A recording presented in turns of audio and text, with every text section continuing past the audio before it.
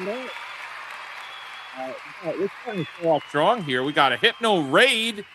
Woo! Shout out to the Bigot Army. Welcome in Hypno viewers and Hypno himself. Good to see you guys here. Gentlemen, we're back. It's Fake Wizard News. I'm the real life Fake Wizard. How we doing today, guys? Good. Lots of stuff to talk about. Oh, such a heavy news day that today has been. Boy, howdy! If you haven't just opened any social media platform, you may not have heard of all of the news that we're going to cover about today. Yep, we got a lot of gaming stuff we're going to talk about. There's been oh my gosh, it's price confirmations and release dates,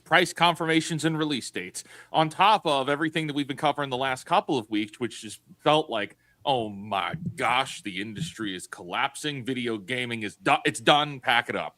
Okay. Oh my gosh, there's a crash. And then it's like, no, it's a market correction in attempts to prevent a crash. And then that brings us to today, where it's like, oh, these two devices or two products might actually trigger a crash. Like that's where we're at now. And so I'm excited to get into it. We have running right now. We've got a little goal set for the stream here. We're looking for 20 supers of any color. So that we will be checking those as we move through the topics. Tom, what are we covering first? Because there's a lot of news to get into on Fake Wizard News. We're gonna get straight into it. I just have a question. Wizard, did you say it was your birthday? Or do you have like a birthday? Because I have seen Wizard. Happy birthday. I see comments here, but also there was several comments on the Fake Wizards video that went up today saying "Happy birthday, Wizard." So I don't know did somebody say that today was your birthday? No, I maybe like it happened on another channel or on another stream, or maybe it's just community gaslighting from my audience, because I've seen those comments and I'm like, chirp. Who started that? I don't think I started that. I don't think so either. I thought they were saying like, oh, like happy anniversary, but it was like, no, happy birthday. And I'm like, okay, no, sure. Like that was like a week and a day ago. So, but like happy birthday. Yeah. Happy birthday, Squidward. Happy birthday, Squidward. Just wanted to cover that before we got into it. But let's just get straight into the news.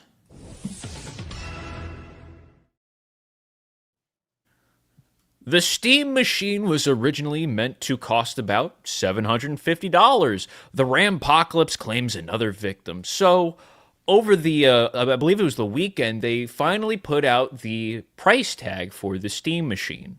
And we are looking at about $1,000 for base model without the Steam controller. Yeah. And then there's the upgraded where I believe it's $510. Is the $1,000 price tag, and then there's a 2 terabyte, and then there's the same, but with the new Steam controller. So a lot of people have not responded well to the new prices, and it's kind of an interesting thing to see. You know, we've been on here before speculating like, oh, what are they going to do for the pricing? Are we looking at $1,000? Maybe they're going to take a price cut, but no. It seems that they are now going forward with $1,000, and just in the headlines here, originally this should have been $750. This should have been not $1,000 for a console. Yeah. The pricing of the Steam Machine, we always knew was going to be brutal. We knew that this is a luxury item for people that are very deep in the Steam ecosystem. We always knew that's what it was going to be.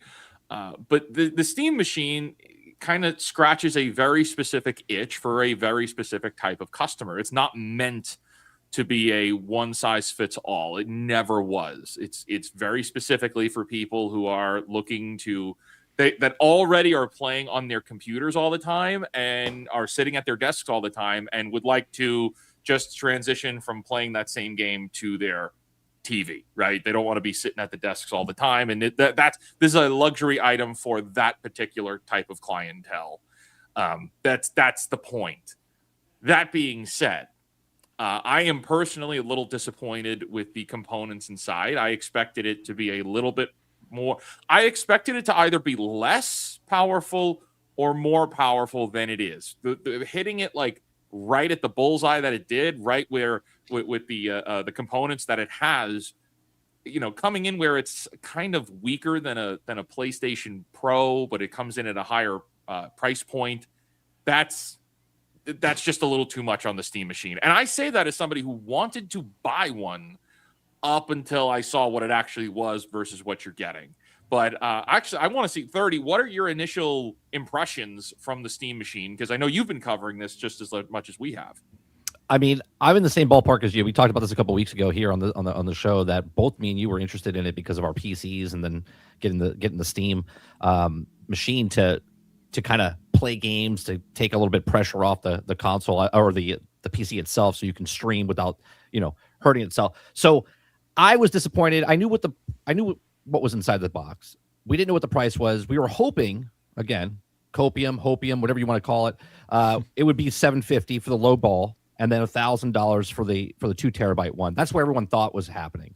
But now you move it up, and the 512, as Tom said, with no controller, that's a hard pill to swallow for what's inside that box. $750, I think it's almost like a reaction, like your arm moves. You're like, I'll pick up a 750 one. You know what I mean? But now that it's $1,050, now you're like, I just for a couple $100 more, right? I'm not trying to build the same thing that the Steam machine is for $300 more, $400 more. I could build a better PC just to do the gaming. And yes, it's not as quiet. It's not as small. It's not I don't need any of those things. I just wanted the thing to be more convenient, and it's convenient, but at a high price. And that to me is no longer convenient. So I'm no longer interested in the Steam machine.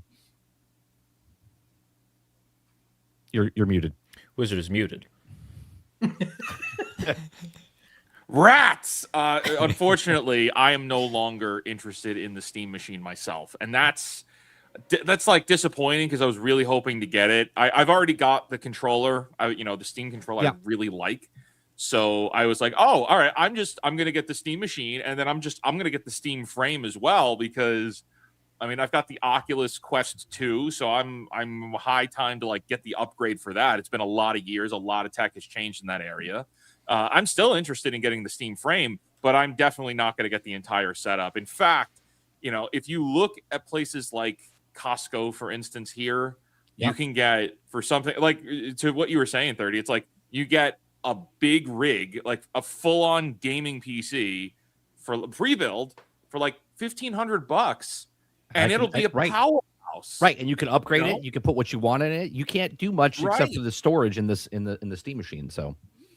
We talk a lot about computer parts, the prices are going up, and like 100%, yes, that's the case. That is truly the case. But you could still get really great gaming PC pre-builds. You're not going to have like the greatest video card on the market. You're not going to have the greatest RAM on the market, but you get something that can handle playing just about any game.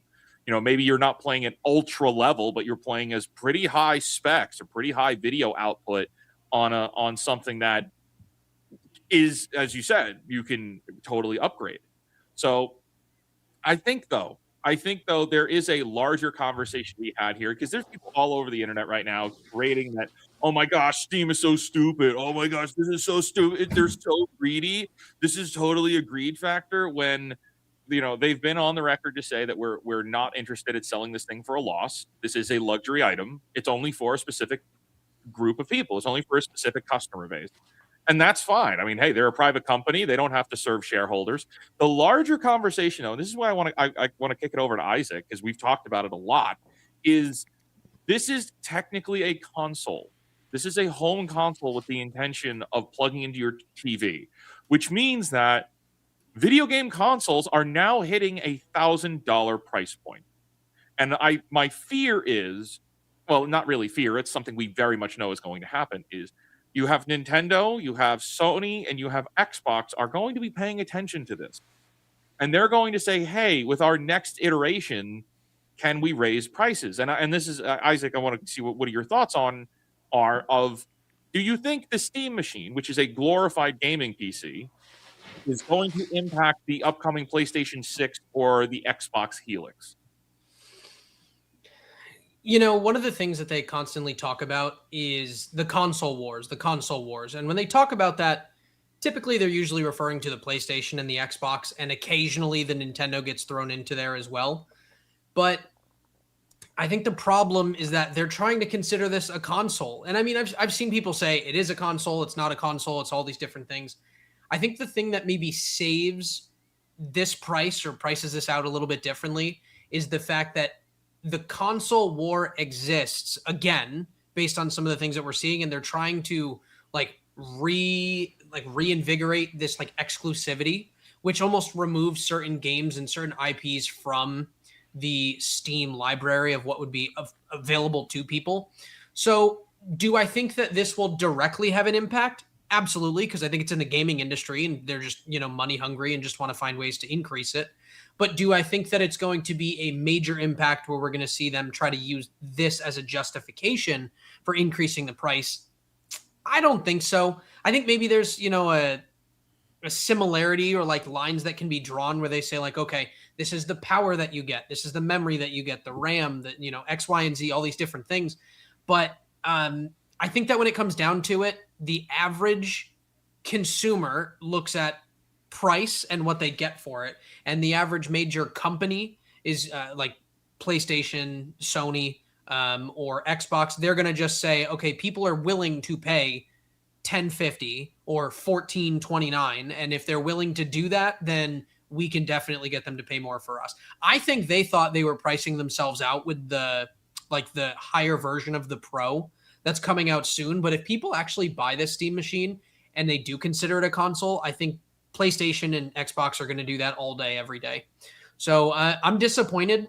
I feel like I was disappointed 8 months ago when we talked about the Switch 2 price being too high. And it's night and day what you're actually getting for it. But I think going from a $750 dream and hoping, letting people think that that's what it was going to be, and now arriving and having the cheapest be $300 more expensive, I think that's a hard pill for a lot of people to swallow. And I think a lot of people are going to end up finding themselves in the same position of 30, where they're saying, I don't want to pay that much. I don't care. I'm just going to upgrade and get a pre-built if they're PC gamers. Right. We've been talking a lot about, what's the future of the console market look like, and Steam, if the PC is just the place to go, and you can get access to all these games. I guess personally, I was hoping for more of a knockout right hook from Steam on this. And, now seeing it's like, oh, okay, you really are just going after one type of customer with this product. It does make me think like, oh, okay, the console wars, as you said, Isaac, the console wars are here. They're back. We are back. It's on the horizon, right? We are entering into a new round of console wars where they're going to duke it out. And I think that's only going to be elevated by GTA 6, which we're going to talk about in just a minute. Being a console exclusive on day one, that's going to be a very big deal, and it's going to move units. We know that because Sony has been talking about how they're stockpiling consoles in order to sell consoles specifically for Grand Theft Auto, right? Yeah. So we know, so that which would then mean people are just entering, if they don't already have those consoles, if they don't have an Xbox or they don't have a PlayStation, they're now about to buy one.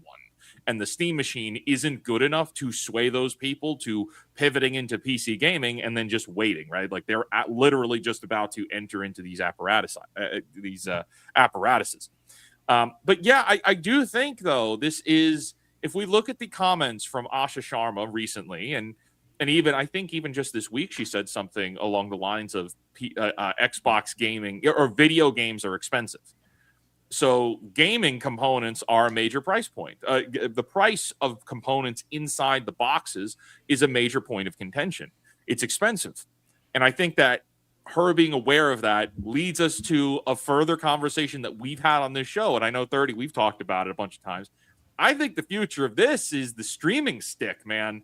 I am so serious. Yep. I think we're going to get Project Helix And we're also going to get a streaming stick with it. I so think that's what's next.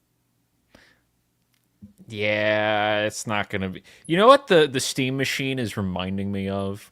Do anyone on the panel? Does anyone remember the Ouya? Do you remember the console that like they were trying to make in competition with all of the other ones, and nobody remembers it. Very few people actually owned it. It was kind of just there and gone. It was a blip in the radar for very few people. I have a feeling that's what the Steam machine is going to be. You're going to have your people who are going to go out and buy it. You're going to have your Steam loyalists, or maybe the people who have the extra capital to throw $1,000 at this for convenience, for novelty, maybe. I think the price point being as unapproachable as it is what's going to like really sour this thing, which is unfortunate because as Wizard and Isaac were mentioning before about the whole console wars, this could have been a big contender. You know, if this came in at an approachable price point where people are like, hey, not only can you get this thing, but also, you know, it being integrated with Steam, you can get games for cheap because, you know, we have the Steam sales, we have all of these different games where you can get the bundle of like, oh, all of the Witcher games I can get for $15, $20. Oh, this franchise, I can get all of the games for really, really dirt cheap. Whereas on Xbox or on PlayStation, I'd be paying double, triple, maybe even quadruple that. So it's unfortunate. It's kind of like an aw shucks moment. But I think the only thing, unfortunately, I can only see bad things coming about this. And that's either A, it's a failure and it's just like, oh, you know, Steam takes the loss. That's not too bad.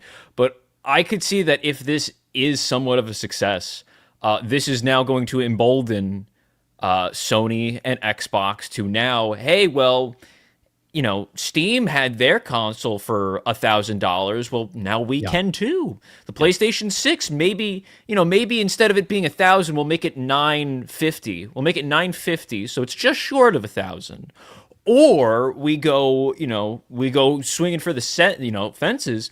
We'll make it $1,200. You know, what's really stopping us? If you want these exclusives, and we're gonna go back full force into exclusivity, you know, if you want the new God of War with Kratos, $1,200, $1,000, and I think this was the worst route for Steam to take, and I don't think positive things are going to happen as a result of this. You know, I have so many things that come to mind while you're saying that. Sorry, 30. Nope, this you're one, good. You're this good. one You're just it just hit me. I'm so confused by this. Systems like PS1, PS2, they had memory cards. Why do we need all of this memory and everything like on the actual system? Why can't we take it off? People can save it somewhere else. I get, you know, you need RAM and things like that, but there are so many costs that are going into this, and the costs only exist because they're trying to keep up with the modern equivalent of what they told us gaming should be. So that's one of my questions, but I have two other questions, but that's one of them. Does anyone have an answer on why we can't just do removable pieces to these systems like we used to do and go back to that theory? Actually, Steam does, which is the second half to this story. So that's a really awesome setup, because to answer that, because that is the question, and you're looking at like, hey, well, I don't want to buy that box. The box isn't good enough for what I want. Well, now Steam is launching the Steam OS. They're launching their own operating system for you to be able to build your own version of this computer, install their operating system on it, and if I think it's free. I think it's free. I could be wrong, but I really do think it's free. And then now it runs the Steam, like it's just, you just build your own Steam machine. You just build your own gaming PC, and now you don't need to have Windows on it. And I'm seeing here in the comments that, yeah, it is free. So, I mean, that is the solution of, okay, you know, BYOB. And I think that's kind of neat too. It's a good solution.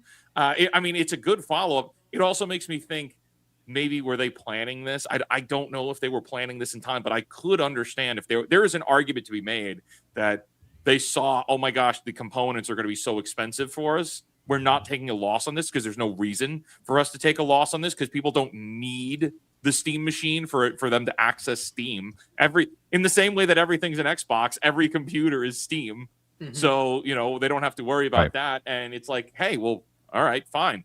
Forget about Windows. You could build your own build your own computer with our operating system. So I think that's kind of neat. So what I was going to say was the reason. It actually almost goes into the next story, but I don't want to go there yet. But the Steam machine could have been. I don't like to bring up politics, but we always want like a third party, right? You always want that extra party in there to kind of hold the other two accountable, type of thing.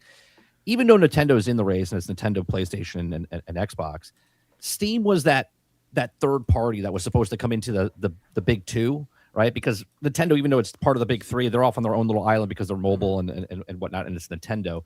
Steam was supposed to come in and be like that Robin Hood, the type of person that you're like, hey, I'm going to throw some money at this company because they're getting into this market.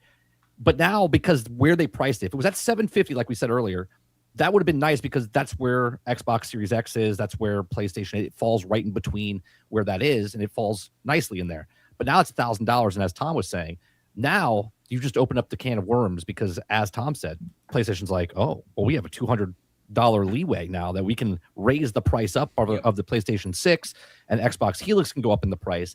And that's what I don't like about this, right? Now, I read an article this morning on my channel about talking about like the RAM mafia, okay? Like the cartel of RAM. And this happened like 25 years ago, and now it's happening again because Steam, they said they actually went and said, hey, because they don't let you book it 6 months in advance. They say, oh, you need the stuff now? Well, this is our price. And if you say no, they never sell to you again.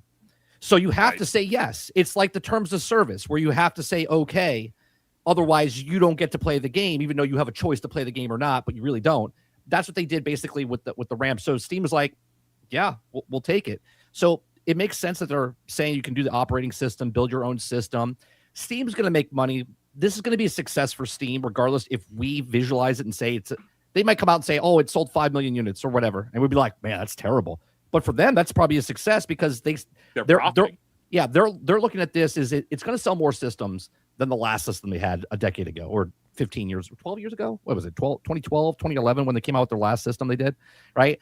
Wow. That sold okay for them. And now they learned lessons from that, made it better, but it's still, unfortunately, they rolled the dice at the wrong time to put the system out in the world because of what's happening with the RAM prices. Hey, I like the original Steam controller. A lot of people didn't, but I did. I thought it was silly. It was fun. I just have a hard time with this because one, I mean, if you say no, they'll never talk to you again. That sucks, for one. But two, a lot of people are saying RAM's really expensive. They're saying memory's really expensive. My argument to that, because I went down a rabbit hole with this. They say kind of what rabbit hole are you on this week? My rabbit hole for a few weeks ago was, are RAM prices this expensive everywhere in the world? And what I've found is there are other countries that have RAM that is exponentially cheaper than it is in the United States, which makes me question if there's artificial inflation here in the United States. But at the same time, when I look at like a 1 terabyte hard drive, people say memory is really expensive. When I look at a 1 terabyte external hard drive and it's $80, and then they're trying to say, well, it's like $300 for us to add like 512 gigs or whatever. Obviously, there's differences in the way memory is put on a gaming system versus a computer, but it's all technology, and there are ways to like do that. And that's why I sit here and I look at this stuff and I'm like, sure, there's a level of greed, but at the same time, no one can give me an answer as to why RAM's so much cheaper outside of the country, yet it is exponentially cheaper here, and we can't do anything about it. So that makes me ask or the other way around. It's more expensive here. It's cheaper in other countries. That's what I meant. Yes, but yes. that brings up the question of just like consistently, what happened to supply and demand? The way that we were like constantly, let's take a break, we'll come back. What is like? We are constantly at war with these people, and I'm like, how are we not able to get things for cheaper? Why is everything going up? We were taught supply and demand in economics when we were younger, and we are just constantly finding like this battle between the systems, the war, it's not going anywhere. It's just a matter of who can raise the price the most. And that's what they are constantly looking at. How can we just keep going and keep spending more money and getting more money from people? And that's the problem that I have with it. So realistically, I'm done. I'm done with consoles. I'm done with the console war. I'm happy for it. That's great. There's just nothing more here. We always say go outside, touch grass, hang out with some people. That's pretty much where I'm at right now. I feel like so many people have gone the route that Tom has in TCG instead of consoles, because they're just fed up with it continuing to exploit the consumer every chance they get. Yeah, I think there's definitely changes at hand here, and I think this is certainly another chapter in this saga. It feels like June has just been nothing but like bombshell news announcements, right? We started the month with, we had like the Game Awards, the Summer Games Fest, and God of War replacement, and Asha Sharma is doing all this stuff with Xbox. Gears E-Day is $400 million. They're firing everybody at Xbox. Oh my gosh, they're cutting heads off at Xbox. And then, hey, we got the Steam machine. Oh, it's $1,000. What? And that brings us, I think, to what we're going to talk about in just a second. But before we do that, Tom, let's get back to the people. Let's do it. Let's get back to the chat.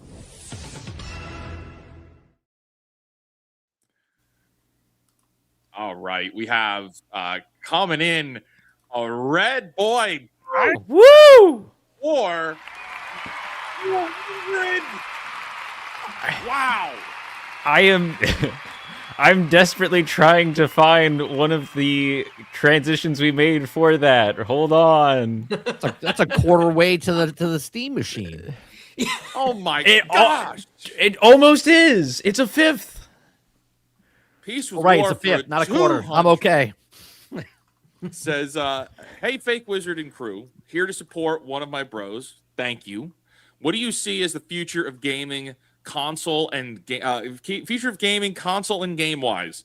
Well, I actually think we are about to see a period of contraction. We're already starting to see it anyway at the corporate level, like at the high corporate level. But I really do think we're going to start to see a phase of market contraction. And I think people, like how we keep talking about, like people are buying less and less games. I think people are going to actually start buying less and less games. They are becoming far too expensive.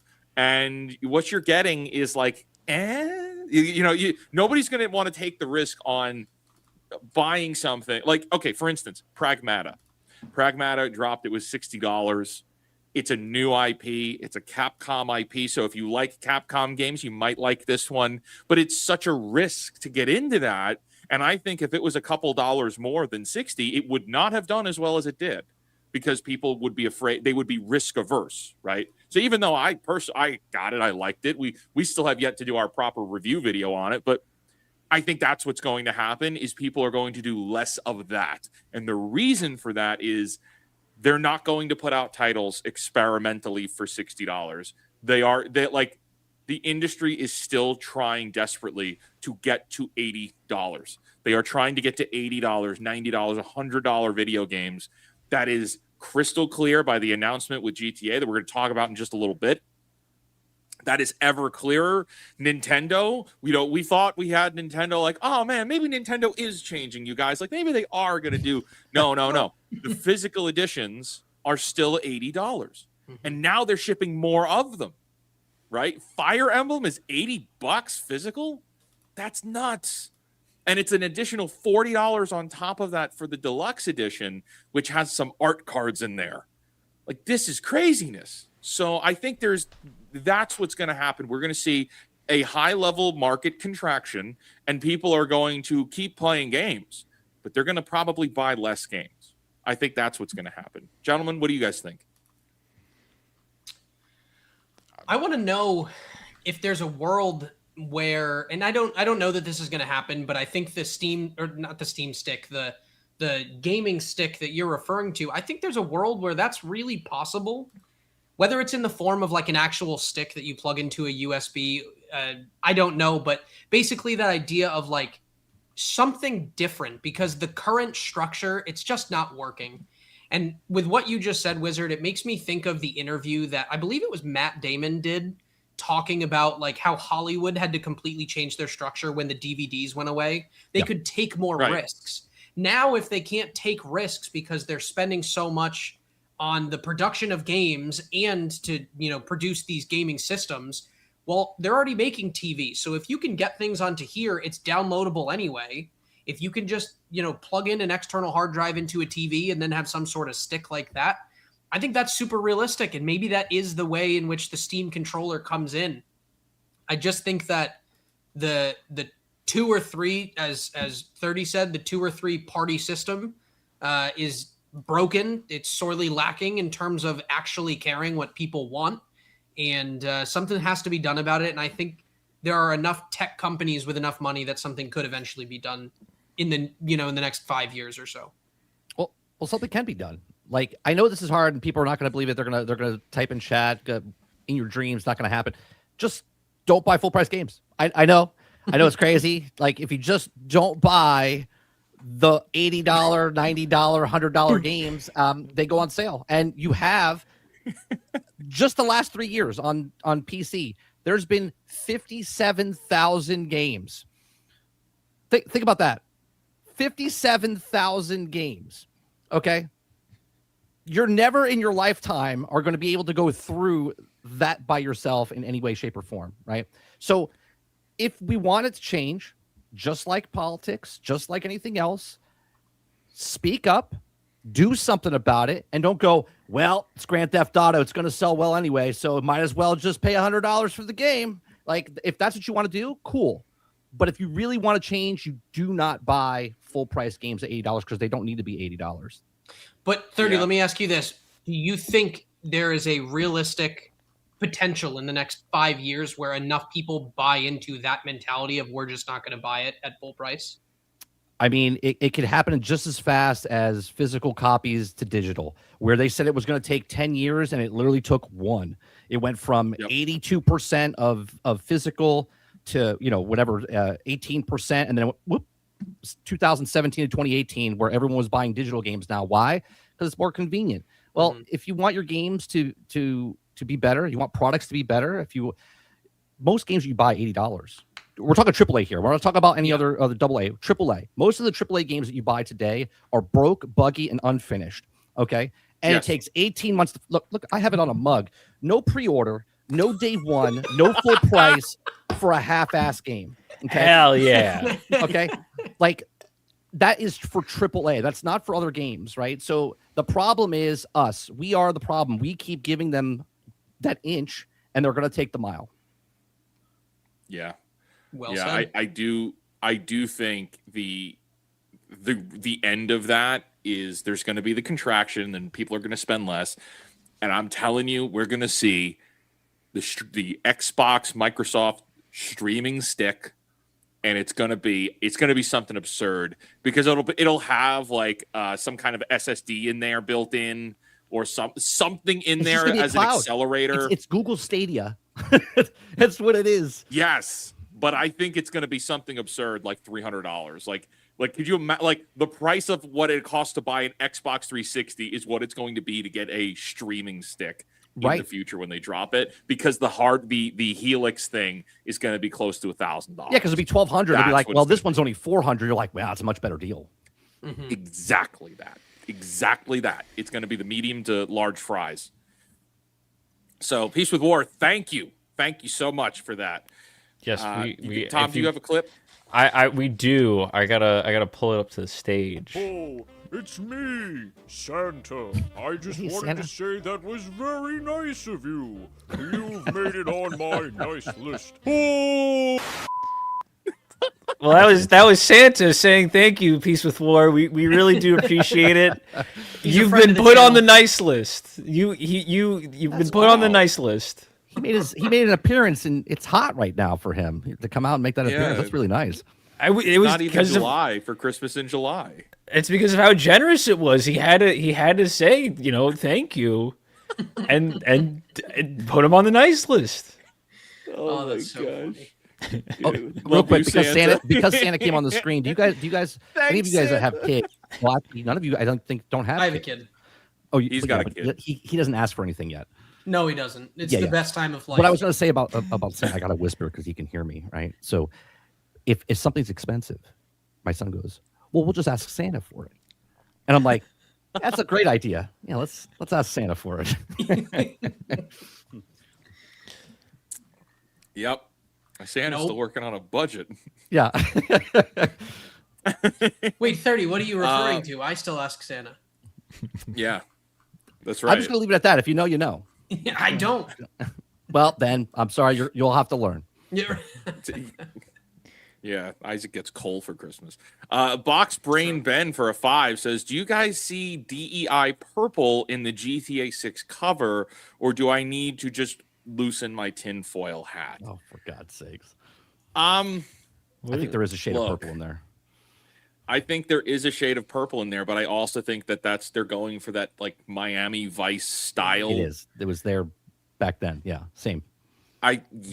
So I say let's hold our horses on jumping to any of those conclusions until the game is out.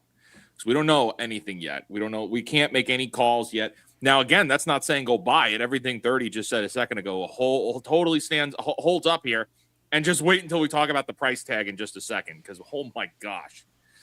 So I don't know. I think the jury's still out on that one, but thank you. Rengap for a 2 says, GTA, let the dam fully break. $80 is the norm now. We'll have to see. I think that's the case, though. I think that's what's going to happen. And if this works, you guys, I mean, it's spoilers. We're going to talk about it. But if this works, Foreshadow. you're going to see it with Resident Evil Veronica. You're going to see it base is $80 or the base is 70, and then the other half of the game is up to 90. That's what's going to happen. We're already seeing they've been demoing with this with like the deluxe editions that are $10 more anyway. Right now, they've been doing it to get games to $80. I think we're going to see it go a little bit further. But yeah, Rangaf for a 2. Thank you. L Zoomer for a 499 says the real test will be when component prices go down. Will Valve lower prices if and when they do? I am so sorry. That is extremely hopeful thinking. I'm sorry. I don't want to be the doomer that says they're never going down, but they're never going down. Buddy, it's not happening. It's stuck that way. Because look, this comment is said in good faith of like, I really wonder when the prices do go down. It's like we're in rock bottom. I'm in SpongeBob rock bottom here. Yeah. Okay, like They're not going down. yeah, yes. But thank you for that. Fall Hard became a YouTube member. Thank you for that. Welcome to the membership.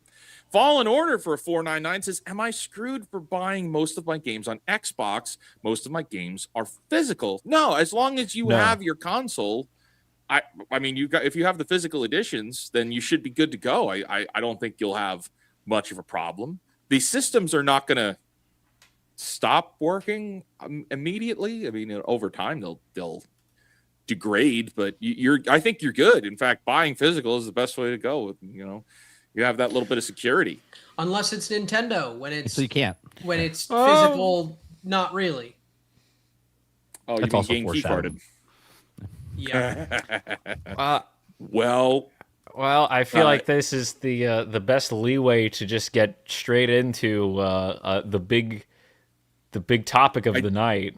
Before we pull it up, Tom, I just want to tell everybody, Isaac does not know all of the GTA news yet. So he is finding all of this out in real time. Tom, 30, that was such a pity. Sorry, bud.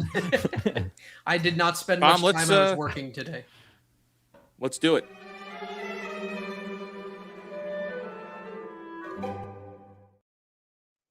Rockstar confirms GTA 6 price and $100 Ultimate Edition. Get your C notes ready, gamers. So it doesn't say what the price is here, but it does mention the $100 Ultimate Edition. Where does it? Where? Of course, they don't just have Which it is the straight in the true beginning. the true complete game. On Wednesday, ahead of pre-orders for GTA 6 going live, Rockstar officially confirmed the retail price for GTA 6 alongside pre-order details, special editions, and launch bonuses ahead of the game's scheduled release on November 19th. The standard edition of GTA 6 will cost $79.99, while the Ultimate Edition is priced at $99.99 and includes a slew of exclusive cosmetic bonuses and shops. So everyone, the cat has been let out of the bag. It is going to be an $80 title. It's $80 for GTA. Am I the only one that doesn't care about cosmetic bonuses?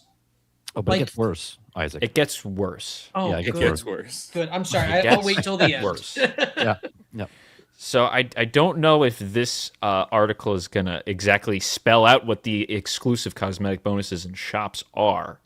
But pre-orders are live at midnight on Thursday across PlayStation 5 and Xbox Series X's, with players who purchase early receiving the Vintage Vice City pack, according to Rockstar's website. Players who pre-order GTA 6 before November 20th will get the Vintage Vice City cosmetic packs featuring throwback looks for Jason and Lucia. Oh my gosh, I need to get it now. Rockstar's pricing announcement came with a big caveat. The physical version of Grand Theft Auto 6 won't be on a disc, but will contain a download code inside the box. Preloading will be available starting November 12th, 2026. So, there is no physical copy of GTA 6. In the way that Nintendo was having their game key cards, GTA 6 is not a physical game.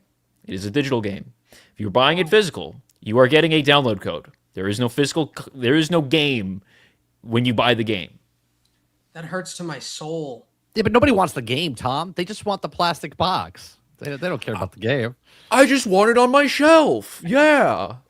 I want the cardboard disc that sounds like there's a disc in there for my cosmetic packs. That's insane. But the first thing that comes to mind is for years they've talked about how big this game is going to be in terms of storage space. Do they actually even make like a disc or a card or something with enough storage to be able to even put this game onto to make it physical? Like, have we reached That's a that really point? good question. The reason there's no physical at launch is because they didn't want anyone to leak anything or get to play it early or anything like that. This is why they put it.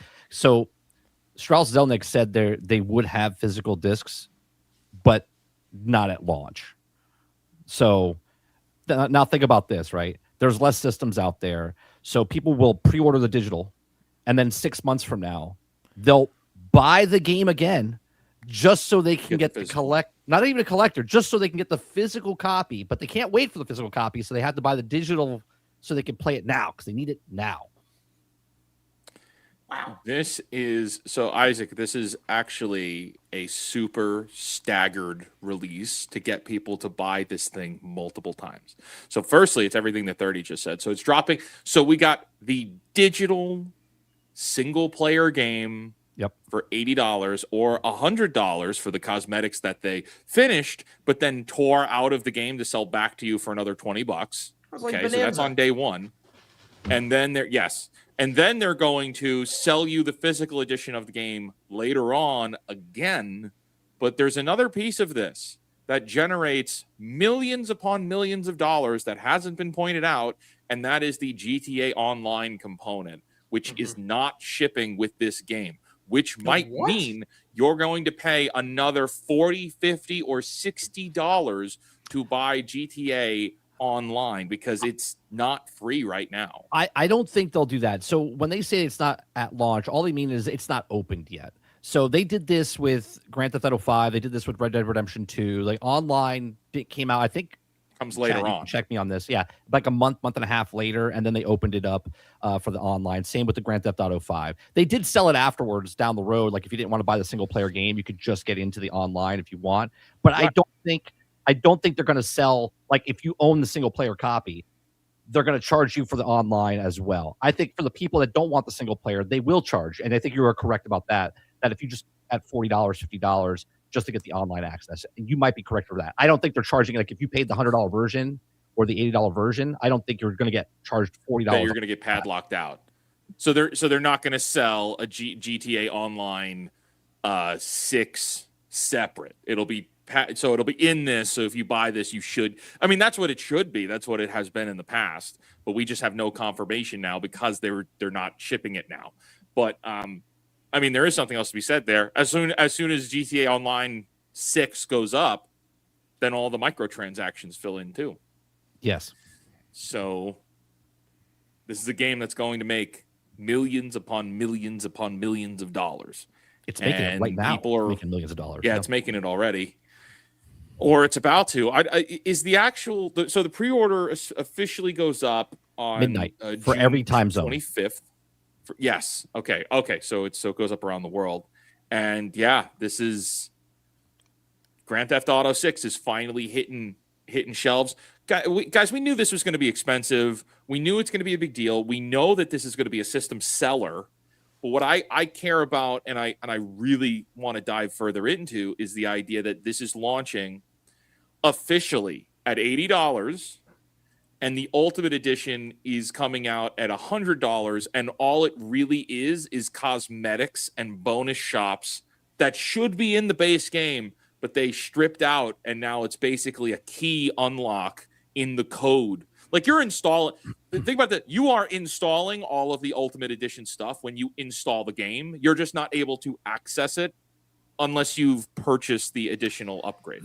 They did say that you could purchase it anytime after you bought it. So like if the game comes out and you bought the $80 edition, I'm assuming, again, we don't know this for sure, but if you walk into one of these shops, I don't think it's going to be locked off to you where you can't get in. You're going to be able to walk in. You just won't be able to buy anything or get any of the customizations until they go, hey, if you want this, you got to be a member, blah, blah, blah. And then you have to pay the extra $20 in that shop in the game then and there. Again, just speculation.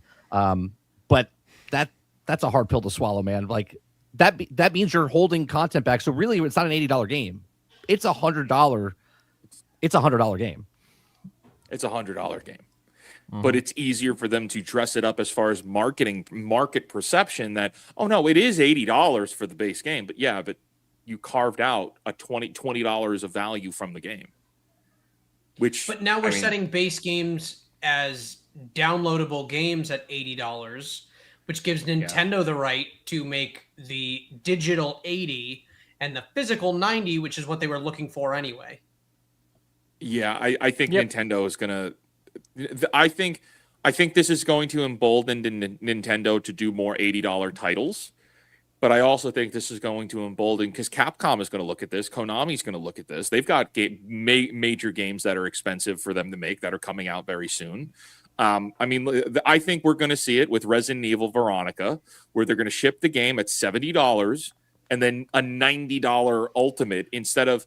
If we look right now, it's $60 or $70 for the base game, and then there's usually like a $10 impulse buy deluxe edition, right? Where maybe you'll get a couple days extra access, or there'll be more cosmetics, but it's only $10.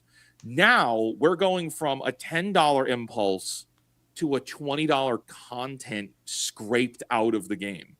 So it's a major bump in what is happening, which gets them, which we're there. It's like a worm. It's like the inchworm moving along, just moving down the sidewalk, scrunching up and stretching out, pulling us along with it, and people are going to keep buying. And I think that this is wild. And it is, if you were mad like we were with the Switch 2 announcement and the $80 Mario Kart, this is a worst case scenario. This is what we predicted was going to happen. I predicted this was going to happen.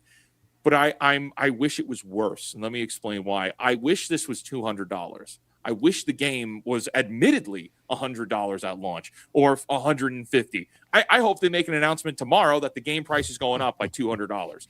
Let's crank this thing up. You charge a fortune for this. Because if you do, it'll fail.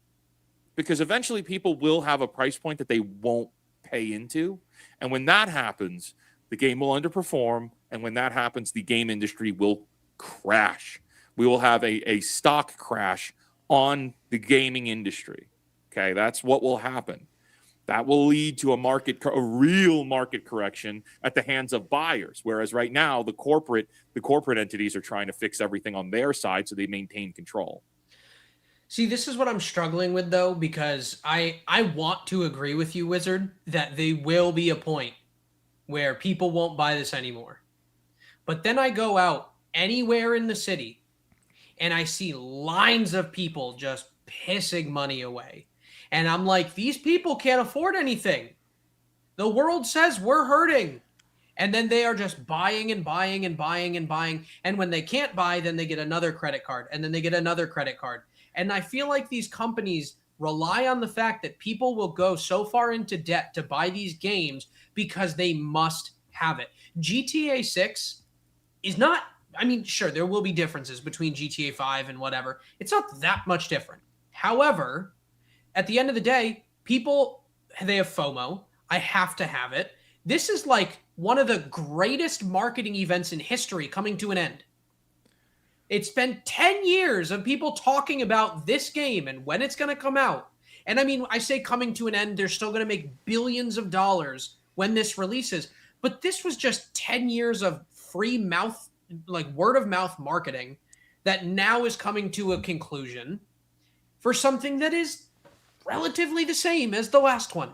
You steal cars, you beat people up, you steal planes, you go watch hookers on poles. Like, it's the same thing in this game that you could do in all the rest of them. So I've heard people say, I'm sick of GTA fatigue, whatever. I know they're going to make tons of money. Good for them.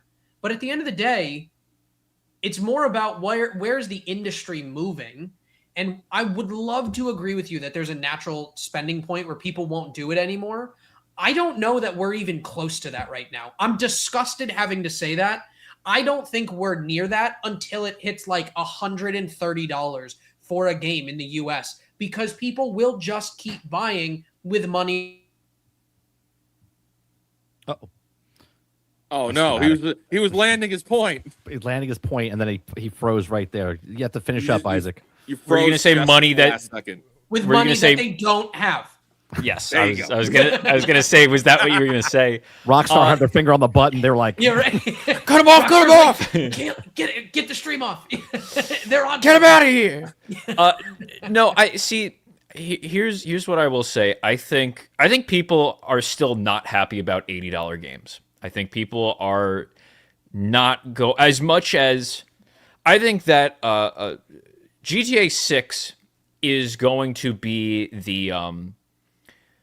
the Christmas time game. And let me explain that. When you go out and it's during the Christmas season and you have to like just run errands or maybe get a gift, there will be people that are just out because they believe that they're supposed to be out now because it's Christmas. Or any type of holiday, there will just be people out because there's the preconception in their head that, oh, well, it's this time, I'm supposed to be out.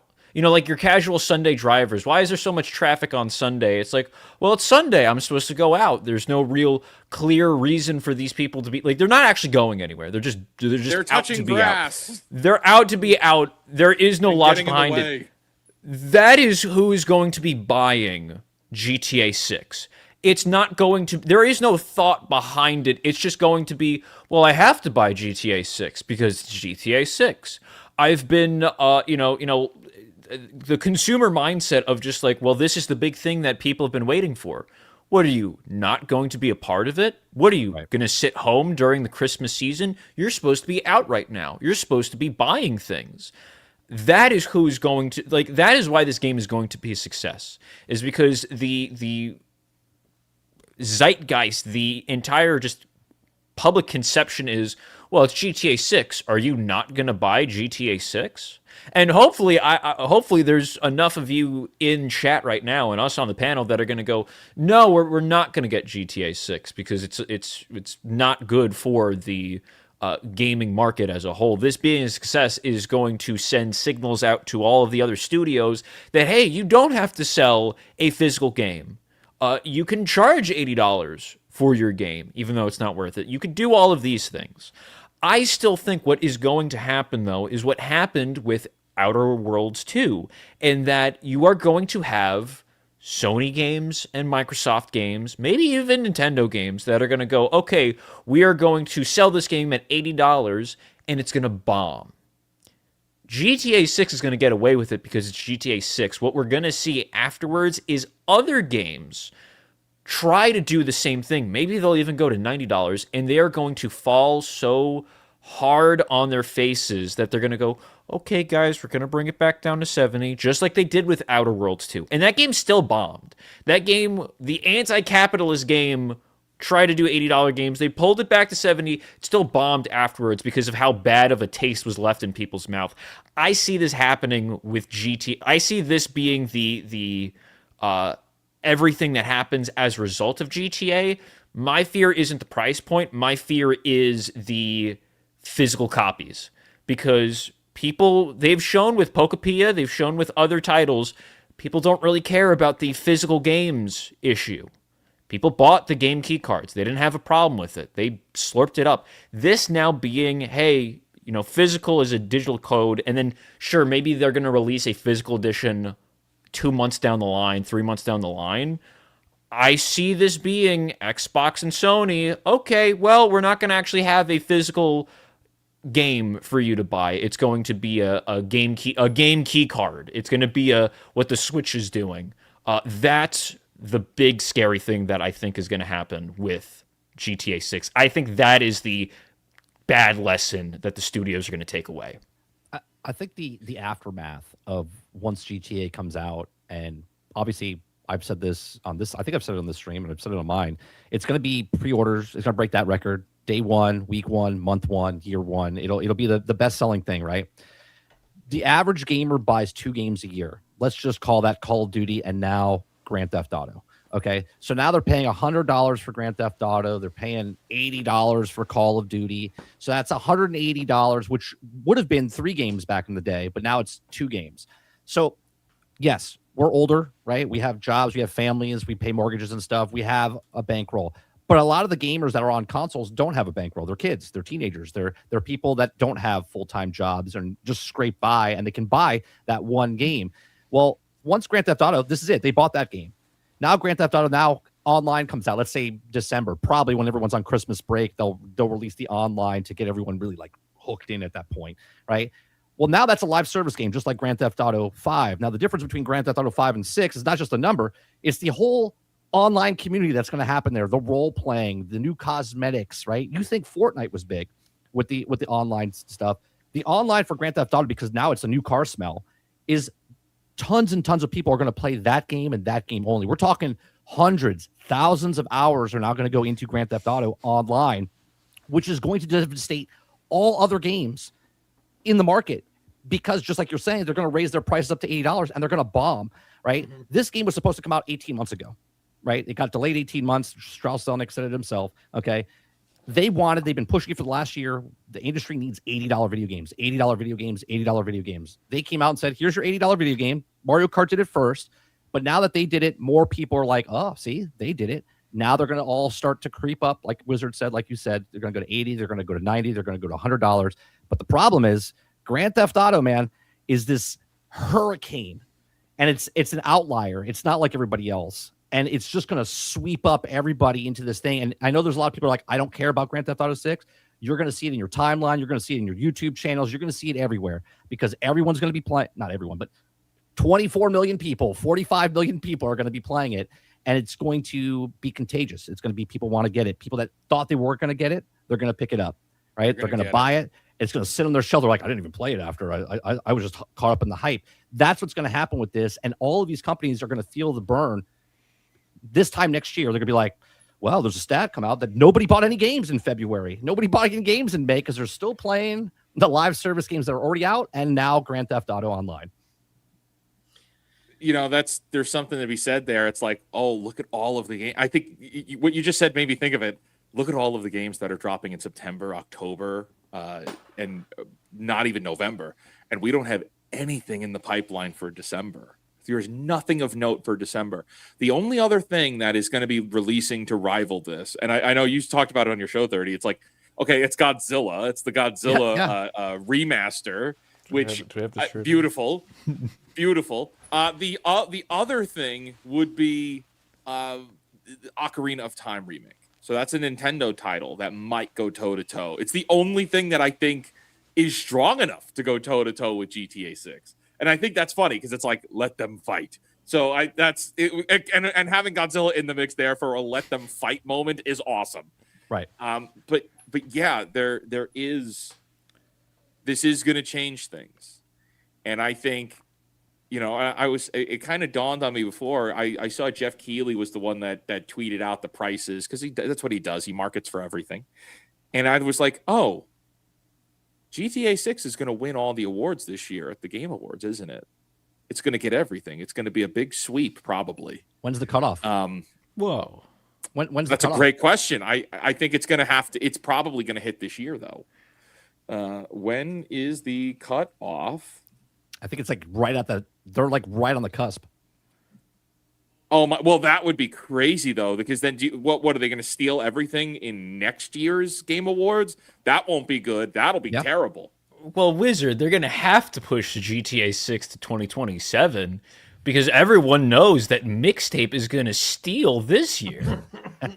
Most PI. Mixtape is going to be, they're going to just be robbing it, like taking candy from a baby. GTA 6, they're going to be going, we have to push it to next year. Mixtape won everything this year. Cutoff is Well, November the release- 15th. Is that true? I'm seeing it could be November 20th. The Game Awards is typically set for the third Friday in November, which Well, no, it cuts off. It's in December. It's usually in December, the first week of December. They cut it off 2 weeks before the show, usually.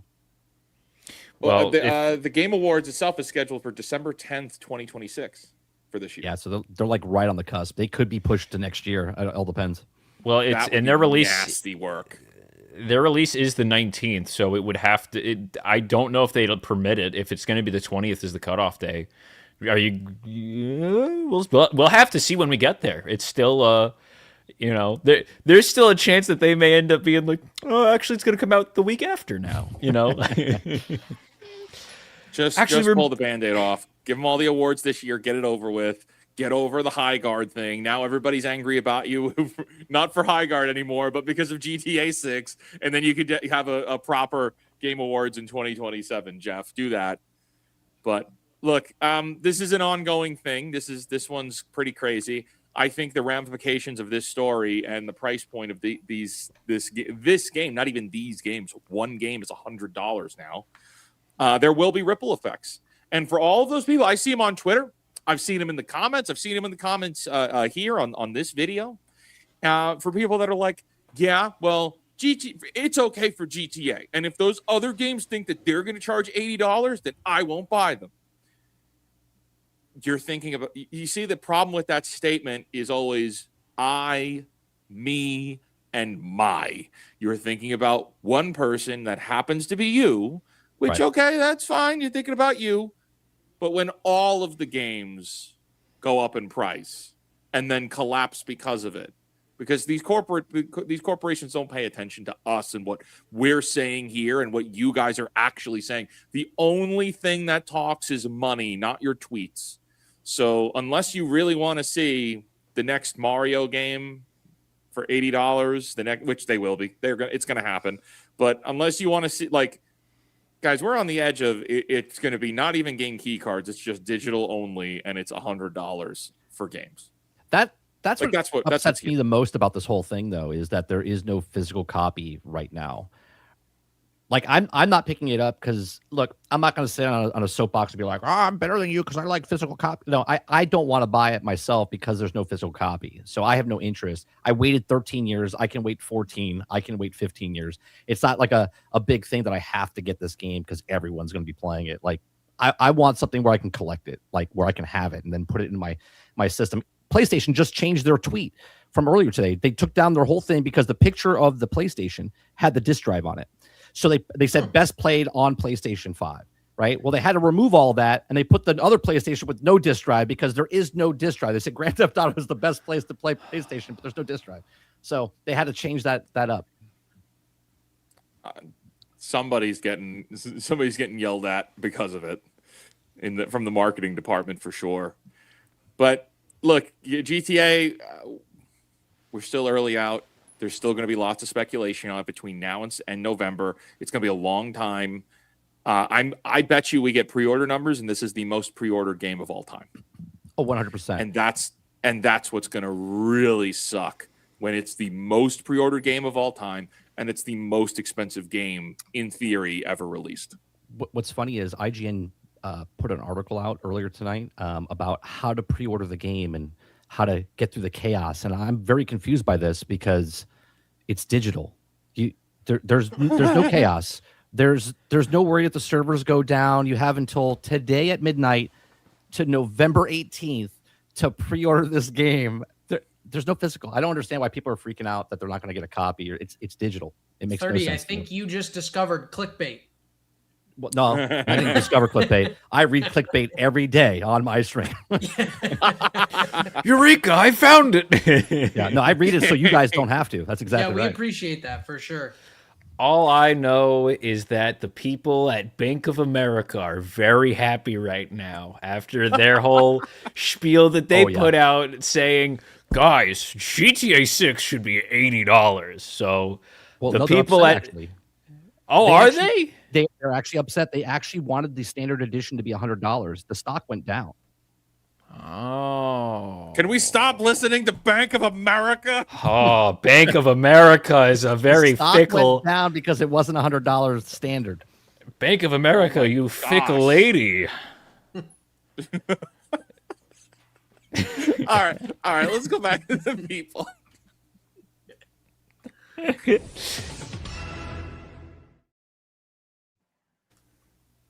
Oh my gosh. All right, we getting back to you, the people. We got Robin 10 for 6-ish months ago. Words. I invested in a gaming laptop. I've not turned on my PS5 since, and GTA 6 pricing may keep it off. Watch GTA 6 Online is a $60 add-on. I will have to see it. I wouldn't be surprised if it happens, but I don't think they are going to do that. I think it's going to be... You know what I could see them doing? I could see them pulling some like, oh yeah, the game's $80, but if you get the $100 Ultimate Edition, you get GTA Online 3 days early. You know, I could see them pulling... I could see them doing some of that chicanery. We'll give something in return. Give us the little $20 extra. Yeah, I could see it. I think anything's possible now. It's gonna as soon as they announce the most pre-ordered game of all time, they can do whatever they want. They could charge $40 extra for the online. They could charge monthly for online. Like, you know, it's a World of Warcraft subscription now, and people will pay. Like MMO, yeah. Yeah, they could turn it into an MMO. Let me ask you this, because I was thinking about this with the last discussion. I just didn't bring it up, but now it makes sense. What if a company or a game like this just charged $9.99 for access to play the game, $9.99 a month, or $4.99 a month, or whatever? I mean, that's what Game Pass is.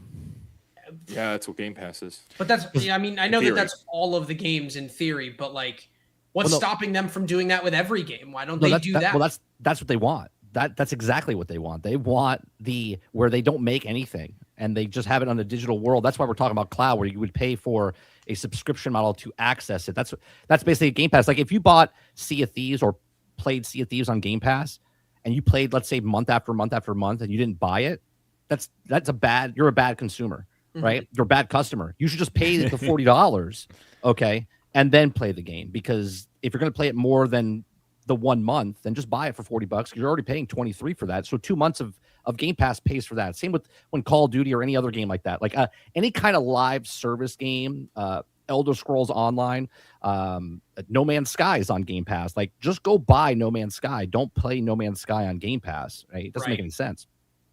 See, so I know that comment made me sound like an idiot. I'm not a live stream person in any way, shape, or form. I've never played them. Don't have Game Pass. Never. No, that's a good will. question. But I mean, that's the way I think about it. You know, if you could make $10 a month for them, why wouldn't they? $10 a month per person. I mean, I know they're making it online and that kind of stuff, but that's just the gaming industry's cooked. One way or the other, it's done for. It definitely is. Yeah, Robin 10, thank you for the 5. We got Andy T Monaghan for $1.99. Rockstar are also eliminating a secondhand market. Yes. Gone. Yes. There's Yeah. there's a story that said that I don't know if it's true yet.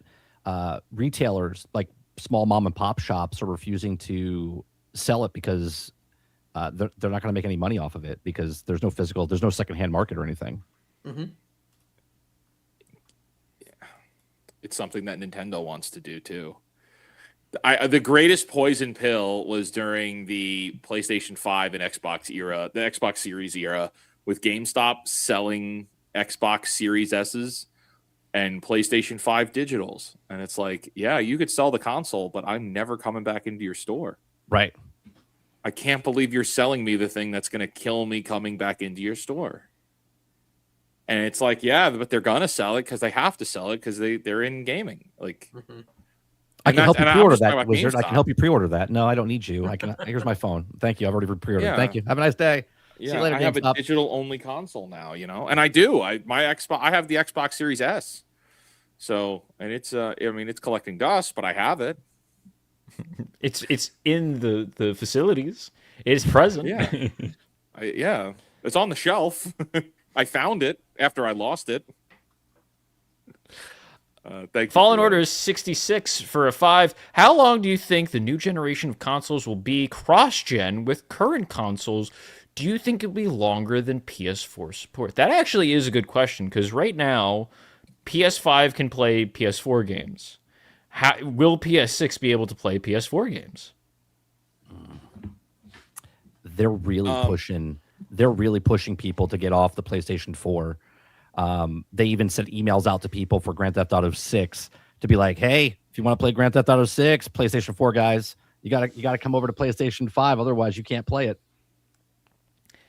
If the PS6 doesn't have a disc slot, you're not going to be able to play your PS4 games. Oh my gosh! I just realized that means we can't play the PS5 games either.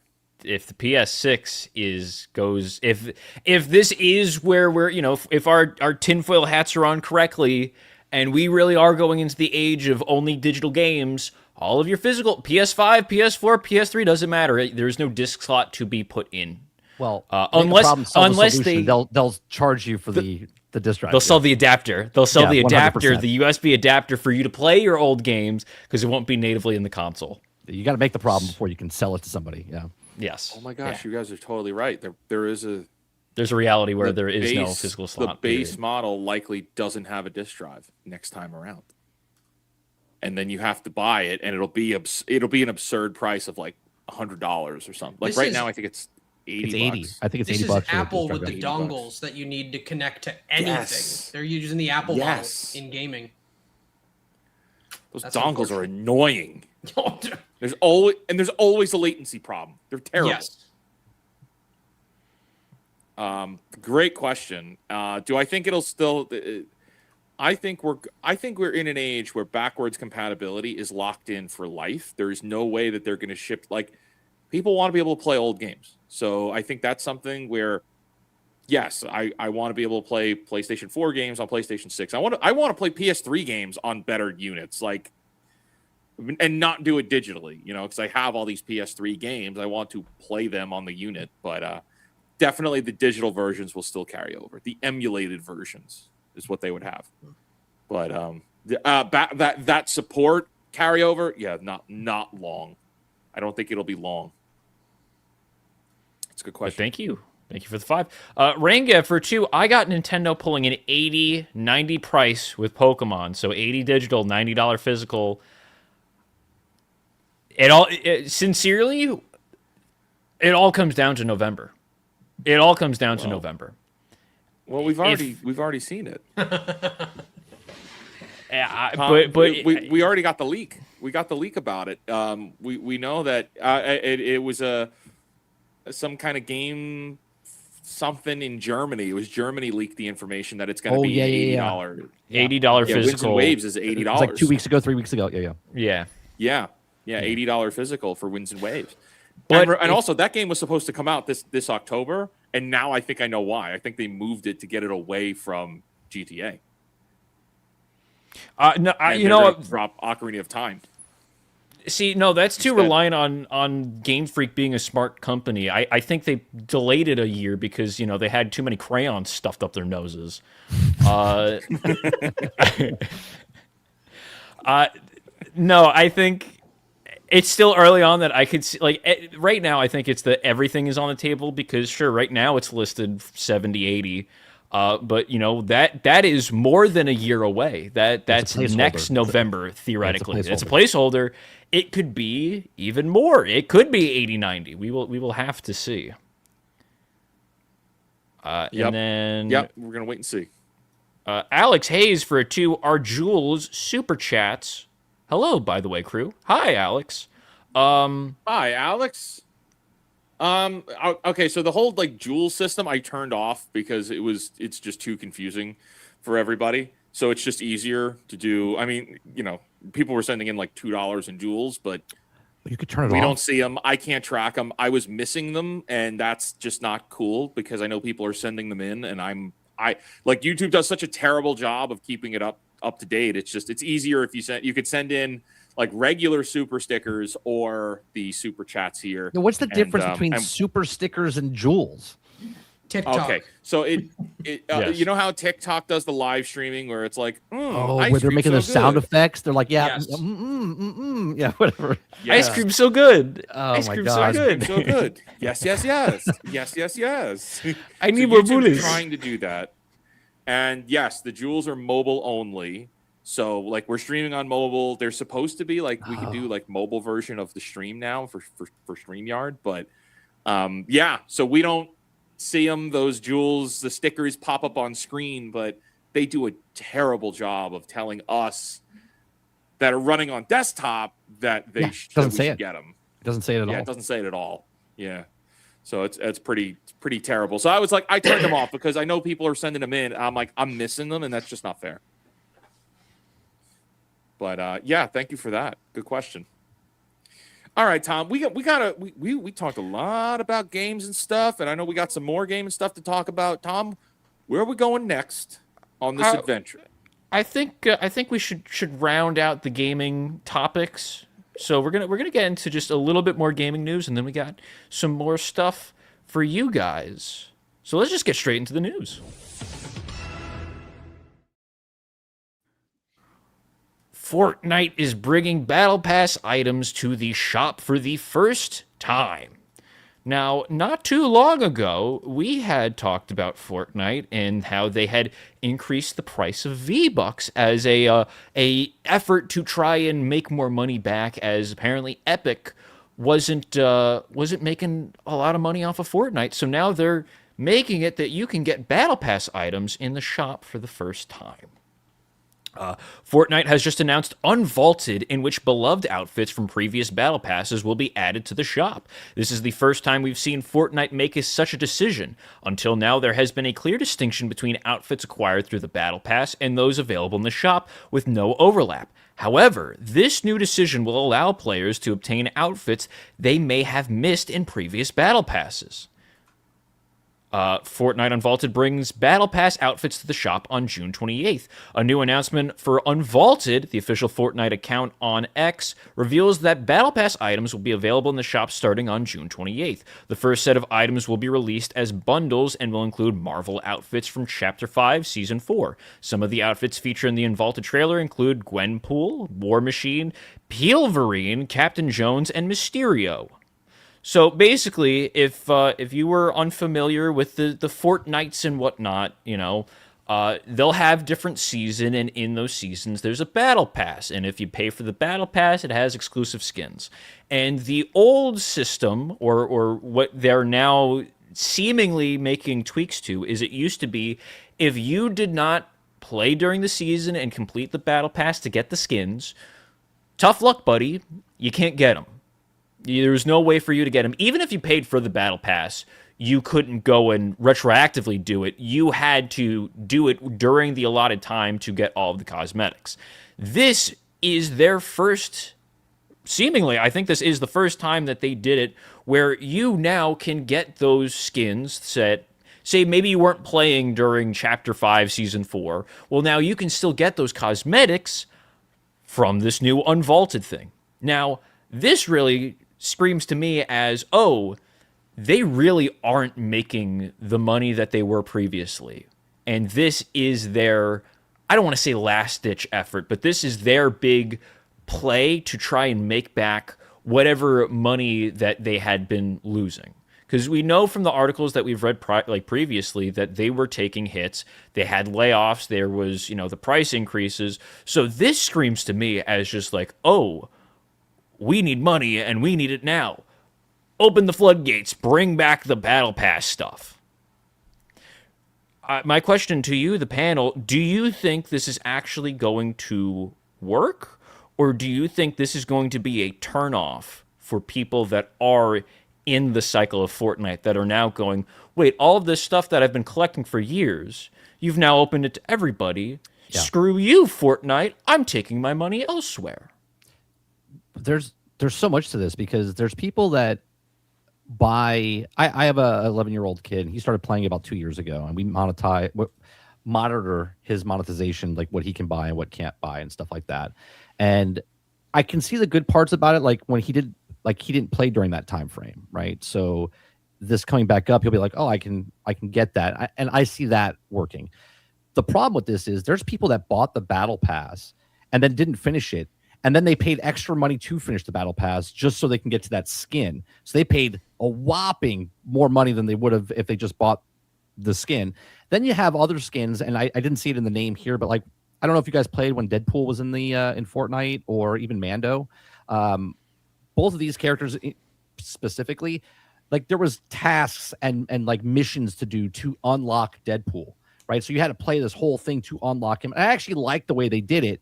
Well, now if they bring him back, like nobody had to do anything. They just purchase it, right? The same with Mando. You can have the Mando skin, but if you did all the tasks, you would unlock him with the Beskar on him and stuff like that. So now if they release that in the store, it kind of diminishes the whole point of why you're playing the battle passes in the first place, because now it gives you that thought process of, well, if I miss it, I don't pay for the battle pass. They'll bring it down the line, down the road, and I can just buy it then. And it might be cheaper. It might be the same price as a battle pass. I don't even know. Do they mention in the article how much these are going to be? I don't think they do. I don't think Fortnite has announced what the pricing on the skins have been themselves, because all they did was, to my knowledge, they put out the tweet, a couple of hours ago. This is, news today. They have not really said like what's the pricing. I'm going to assume that there's going to be a higher price bump on these because they're vaulted skin. Oh, they're premium. They're exclusive. You can't get them anymore. I have a feeling that they're going to be, more expensive. But, to your point of like, oh, well, what if I bought the battle pass and, I didn't finish it, or, I had to pay for it. Right. Maybe if I didn't get it, do I get, is it now the price of a normal skin for me? Because I have it in my, it should be in my information that I had the battle pass. I just didn't get up to the skin yet, know? Real quick, and I'll let you guys speak. I like what Marvel Rivals is doing. Marvel Rivals, like if you buy the battle pass, right, it's yours forever, right? If you don't buy it, they might bring it back just like this because they want to make money too. But if you buy the battle pass, you level up, and then you can choose which one you want to unlock and go up that path. So that FOMO's kind of gone because you're like, oh, I like that skin in there. I like their business model, what they're doing with Marvel Rivals. I don't like the business model of what Fortnite is because it's just based on FOMO. And now because FOMO, here we are 8 years later, they're like, oh, by the way, we're going to just throw all the stuff back in so they can monetize it even more. Because if the whole list that you said here was in one battle pass, and the battle pass that back then I think cost just 1,000 V-Bucks, each one of these is going to cost at least 1,500 V-Bucks, 1,300 V-Bucks a piece. At minimum. Yeah. So I don't know. I really don't like it, but they want to make money. And like you said, it's a good point, Tom, that they're making less money and this is why they're bringing it back. That's a really good point on that. Absolutely. I just see that there's going to be those, I don't want to say tryharders, but your day oneers who have thrown copious amounts of money into it. And there's that sense of like, oh, I'm able to show off that, I've been playing for all these years. I've been here from the beginning, and now it meant nothing because you can now just buy it freely. I imagine there's going to be a lot of people that are like, but this was this was my whole thing, and now you've taken that from me. So I think it's going to be interesting. I'm waiting for the day when everyone moves to Unreal Engine 6 and they can't move all the skins over. That's what I'm waiting for. Because everyone's going to have to like rebuy it again. Because Tim Sweeney said in the, I don't know if it's Tim Sweeney himself, but Epic said that in Unreal Engine 6, the skins and stuff they make there will work in other Unreal Engine 6 games. So it's almost like an NFT now, where if you buy one skin in this game, it potentially can go over to the other game that's under Epic. I'm waiting for the day until everyone realizes that skins were never worth it in the first place. Why are we spending so much money on this? Tom, I apologize. I did not mean to hurt your feelings. No, quick-witted, like, you're going to say that to my Master Chief skin, but I couldn't think of anything funnier than, like, you're going to say that to my Darth Vader skin? How dare you? I just don't get it. I mean, listen, I've always thought that, and Wizards talked about it for a long time. He said that, like, Nintendo is sitting on a treasure trove of old IPs that they could make tens of billions, if not hundreds of billions of dollars on if they just ported them to new systems and let people play them. And I know they have like a couple old games here and there through their like online system, but I feel like Fortnite needs to look at it and say, like, we've made so much money over 8-10 years. We need to be happy with what we have, and we need to just slurp up everything we can. But for them to now release everything, they're going to alienate people that were loyal to them from the beginning. And then it almost makes me wonder, like, is it even worth people buying things in the future if they know that they can just get it later on, maybe at a discount? But also I believe there was a secondary market for like selling skins and things like that. It's kind of like, well, that's another secondary market that's being eviscerated. You don't really need it anymore. So I don't know. I feel like Fortnite's one of those things where, like, for similar to the Steam machine, it's for a niche group of people who really like it, maybe on the younger end, and they're the ones that are buying these things, and so be it. I don't know that Fortnite has the staying power that it used to, and I don't think it has the power to command attention in the way that it used to. So this does feel like a money grab, similar to what we would say with other games, not a huge investment into the future for Fortnite. Yeah, I think it's going to be very. I just want to start off by saying I agree with 100%, because the Marvel Rivals strategy of you buy the battle pass, you own it for as long as that season is out. But I also think, though, with Marvel Rivals, they've talked about bringing back old battle passes they have the Marvel. And they have did they bring? I believe they brought it back. I believe so. So if they did, I missed it. I'm gonna be upset. No, so what they did, definitely would have missed it. Around season 2 or 3, they had it where you were able to get the season 0 battle pass because so many people didn't play during that, because it was basically like most of that season was, I believe, like the closed beta. So they had that open again. They've floated, because of that, they've been like floating the idea that they can do that. I don't know the last time they've actively had it open that you could do that. But I guess that's the difference, though. With Marvel Rivals, you have a community that's like, oh, cool, I could get it. I missed it last time. And maybe there'll be a handful of people who are like, no, I have it, and that's exclusive for me. Whereas Fortnite, those people are kind of justified because you're racing against the clock. You did have to do a lot of things to earn it through that time. You can't just pay your way through it. And Marvel Rivals is like, hey, you pay your, what is it? I think it's like $20. You pay your $20, you're in. You're good, bud. And it's much more community driven, whereas Fortnite is more of a collector's market. And that's the difference. For Marvel Rivals, it did say that it says previously Marvel Rivals Battle Pass returned periodically through limited time runs through the Nexus. Returning passes run for about 2 weeks, require purchasing luxury pass tier, which is a 20% markup. They did season 2. They did season 2, Flower of Korko, whatever. Krakoa. And then future reruns is what they said so far. So I think it's twice they've done it. They did the original, and then they did the Flowers one. So. Yeah, no, Fortnite is a lot more like, give us your money, or sorry, but did you have enough time to throw into Fortnite this season? Yeah. No. Well, you could throw a little bad. bit of money. You could give us a little ching ching ching. But also, like, Marvel Rivals has it where, like, periodically they'll also have they'll do it where it's like, hey, here's a free event. You either get the free skin or you can get the token to get a skin. Yes. And Yeah. they also have the system where new skins will be added, but a couple months later, they'll move those premium skins into the free tier that you can now use that token on. You don't you can wait to get skins in Marvel Rivals. Sometimes they have like the timed event ones where it's like if it's during the season, like the Christmas skins and stuff like that. But they're a lot more friendly for the user in the way of getting cosmetics. Fortnite is very like, you need to get it now, or you need to buy someone's account for $350 and then you can run around with the Mandalorian and Grogu. It's like, okay, well, no, thank you. I'm okay now. I'll go play something else. So are we gone in terms of like gaming? We'll never see another period again in gaming where you unlock skins or unlock characters based on how good you are at the game. Like, I miss those days. Yeah.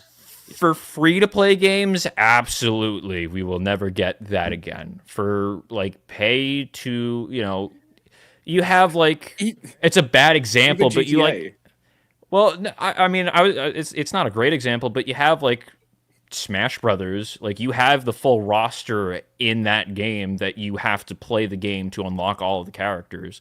It comes down to, like, what type of game it is. But for, like, Fortnite or Marvel Rivals, where, hey, these games are free to play, oh, it's all just give us money for the cosmetics. Give us money for the characters. Well, They don't want some of the money. They want all of the money. there are games that do it like Warframe and like I think it's Final Destination, where you can earn the characters or you can pay to unlock the characters faster, right? So there are still games, but very, very few and far between. See, that's the part that's like sad for me because I played Tony Hawk Pro Skater like my whole life. Skateboarding games.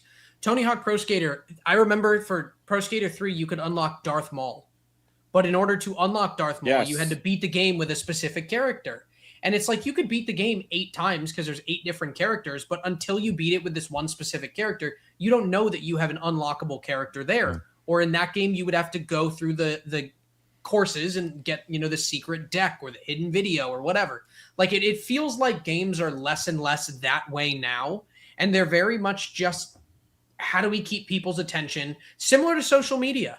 It's not anymore about like, how do you get good at this game? It's just, how do we keep people playing for longer that we can then use their attention to sell them things?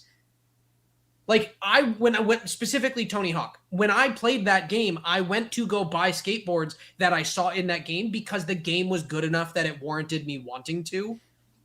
They made money on both physical product and on digital product. Now it's like, if we can just keep them long enough and have them, oh, do you want to save this credit card to your account? Then we just make it an Amazon one click and boop, $4.99. Oh, here's a skin. You look like a dancing panda. And yay. And then 3 days later, it doesn't matter anymore. So it's like they've eliminated the panda skin. They've eliminated the let's get good at the game. They've eliminated the opportunity for people to like want to buy things because they've made it too accessible. And they just like keep it going in that sense where it's always just, how can we keep your attention long enough to monetize it? So realistically, I mean, I'm getting fed up with the gaming industry. It was a breath of fresh air when Wizard was like, maybe Nintendo's doing the right thing. And that made it about 48 minutes. Then it was like, nope, just kidding. So yeah, that was about 48 hours. And then it's like, right. haha, gotcha. Yeah, exactly. So let it tumble, let it come down. I'm over it, good on Fortnite. This feels like just another way they're trying to suck up any loose change they can in the couch. Yep. Yeah, leave money on the table. That's what they're doing. Yep.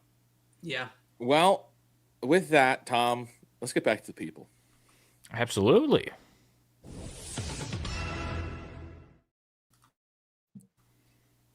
Oh, we lost Tom. Oh, what happened? You're a big You're a big. He's I don't know why- completely see-through now. I don't know why it did that. Hold on. Angle. What kind of wizardry is this? Some fake wizardry. Alex Hayes for a 2 says, "Am I the only person that don't care for GTA 6?" I don't know. I think 30's buying 3 copies himself. I'm not buying any of them. Actually, today on stream, were you there when I said it? I said that Yes. Yeah. I only have 2,700 people like subscribed to my channel. I said I'll only think about it if I get to 5,000. I've had my channel for 3 years. We ain't getting there anytime soon. I love it. Are you the? I don't care about GTA 6. I don't even want to get it to cover it because it's $100. Yeah. Like It's $79.99. I know, but it would kill me that all the stuff you're like running around in the game, you just don't have access to things. Do you have a Oh, yeah. PlayStation? 'Cause that's how it's Wizard? going to be. Do you have a PlayStation? What? Do you have a PlayStation? Oh, you do. Oh, it's just because if you didn't, you have to pay for $900 to play it the best on PlayStation. So. No. I sold my No PlayStation, and I will not be getting this game. What I find interesting about GTA 6 in specific is like I know we said like there's going to be a lot of conversation and talk about it once the game comes out, but like I'm already getting stuff on my X feed that's showing me like GTA 6 is going to make millionaires and like get on the trend now, learn it now. So it's like they're already trying to like hype this game up to get it to that point. But every time I see that, it makes me want to play less and less. So I can't play it. I've sold my PlayStation, but I'm already annoyed that they're, again, a 10-year marketing push. Well, at this point, 13 years, a 13-year marketing push. I'm kind of over it. GTA 6 to me, when it comes out, it comes out. We don't have to talk about it anymore. But 30, you're right from what you said earlier. We're going to see it absolutely everywhere. So we really can't escape it. Yeah, I feel that, man. Rangap for a 5 says, "I'm old enough to remember when skins were all in game." That's what Isaac was just talking about.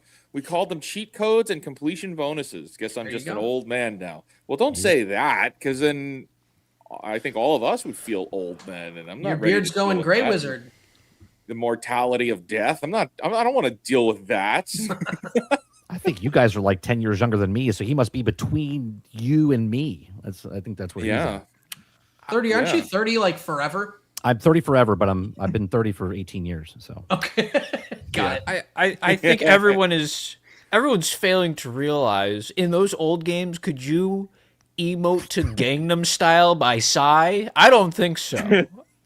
I don't think so. You No, you can't couldn't. crank 90s and then play Gangnam Style as you go over your foes. So what are we To even be talking honest, though, about? it was exponentially easier to mod those games, so I think it's possible that was a reality if we tried. I had on Left 4 Dead 2, I have the Teletubbies mod where all of the zombies are Teletubbies, that's funny. and they make the noises too. Ah, as you have to hit him with the bat. Oh, Mods are the that's so greatest. good. Oh my gosh, dude. Thank you for the 5. We got Butterbiscuit92 for a 5. Very glad I got into the Steam ecosystem, buying games on sale and not needing the box. Bazite is king. Linux is slowly stealing market share, 5%. Hey, all right.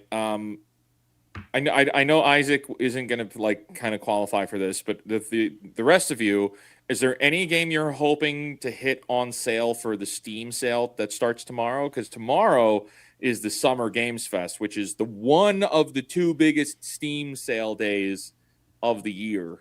Starts tomorrow. What are you guys looking for to go on sale? I don't have If anything anything. I don't have anything like in my head that I'm looking for, but I will definitely look, because I said before the show, I was like, oh, I didn't know it was happening. I was like, oh, my wallet's Yeah. gonna hurt because I'm gonna buy like 4 or 5 games. I don't know what they are yet, but as I go look through, I'll be like, oh, I'll buy that. I'm interested for only things that are like 90% off. That's what I'm interested in. The things that are like, oh, this is $1 now. It was originally $12.99. It's like, it's just $1.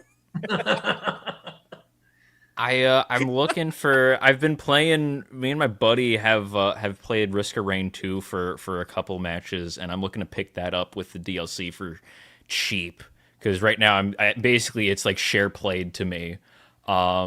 But I did see that Mouse PI is going on sale. I don't know if it's on sale right now or if it was for the Steam sale, but if you're looking for something to pick up, that is going on sale apparently. That was a $40 game, wasn't it, when it came out? 30. I think 30. It was 30. It was I think it was a $30 game. I want to say it was 30. Yeah. And granted, I don't know how much the discount is. It may be 10% off, but I mean, I really hope they raise it to $100 because I'm looking to spend $100. So There you go. There you go. That's Yeah. the spirit. That's the price of games now, the $100. that's what a real gamer pays. Yeah. that's what real gamers pay. What are you, broke? What are you, sissies? You gotta pay this much. All right. Well, we're running a little low on time, but we still have some more stories we've got to get to. So, gentlemen, and this next one's a fun one. Tom, take us to the news. Oh, let's get straight to the news.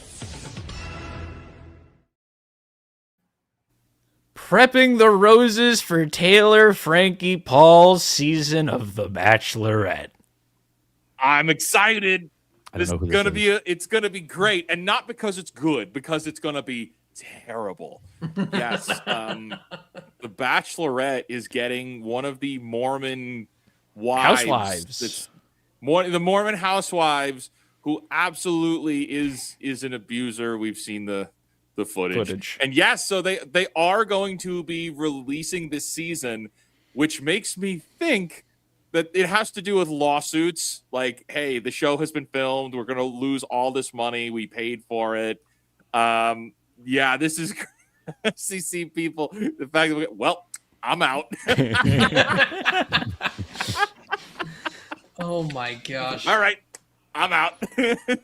Wasn't this is a fun one. What's the YouTuber's name? Meat Canyon? He's the guy that went through the whole Yes. Meat Canyon did a full hour plus video of ranking all of the housewives, taking the swig breaks. That is why we think it's funny, is because other YouTubers are covering this stuff, and we're watching that because we don't care about this at all. Like, we don't actually care about this Bachelorette thing at all. This is very funny. Well, this is cheap entertainment. It's with TMZ, so it's cheap entertainment. I don't have to spend $100 for this.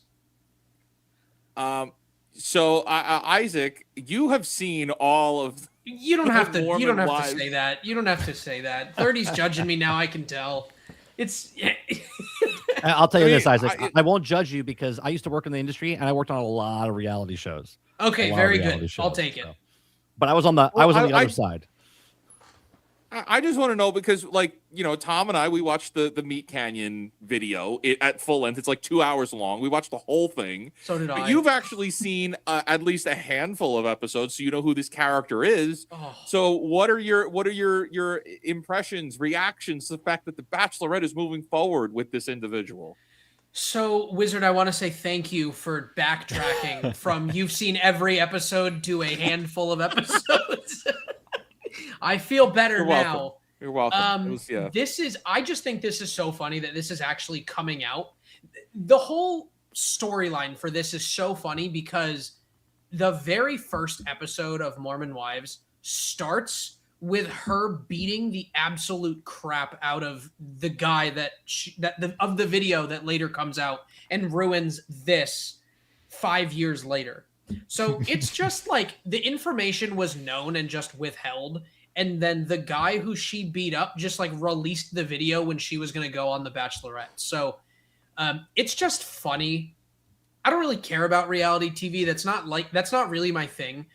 I just think Mormon Wives is especially funny because if you know anything about the Mormons, this show is hilarious. They only ever the Mormons are supposed to be a church and supposed to be something. They only ever show the church in the beginning of the TV show, in the title in the beginning. So the fact that this is coming out now, one, is hilarious because this is not Mormon, the productive Mormon approach to society at all. But two, she's a terrible person. I feel like all the stories that we have coming out recently are about Mormons and things that have happened. Not that all of them are bad people, but the bricks and minifigs one, that was Mormons. Yes. This Mormon, they're really horrible things that Mormons are doing. So I'm excited to see this. I'm not going to watch it now that I say that because I've never seen a single episode of The Bachelorette. I just think it's funny that they're actually releasing it. And I think you're right, Wizard. I think this is probably because of lawsuits. But like, it's kind of like, what's the point? We already know the guy that she was supposed to end up with and then didn't because she couldn't stop sleeping with her ex. So, I mean, what are we doing? This is perfect for TMZ. Go them 30. What you got? I was just to say I can't stare at this picture anymore. She's like staring into my soul. Like I'm a little terrified. Yeah, by she's her scary, smile. dude. This Oh, girl is scary. You I don't know all you anything have about to her do videos. is watch like 30 seconds of her on anything. You can watch it on TikTok. You can turn on the show, and you'll realize she's a terrible human who is the epitome of narcissism. Oh my gosh. Which is allegedly, in his humble opinion, he believes that. In Fortnite, we're just talking about in Fortnite. Right, in Fortnite. It's just so crazy. And like, she's got, last I checked, was like 6.5 million like followers. I'm like, what do people do? Like, as a society, this is where we're psycho. Yeah. This As is a society. Yeah. I'm flummoxed by this one. So. Isaac, What do you mean? Isaac is going to turn into the Joker because of the Bachelorette.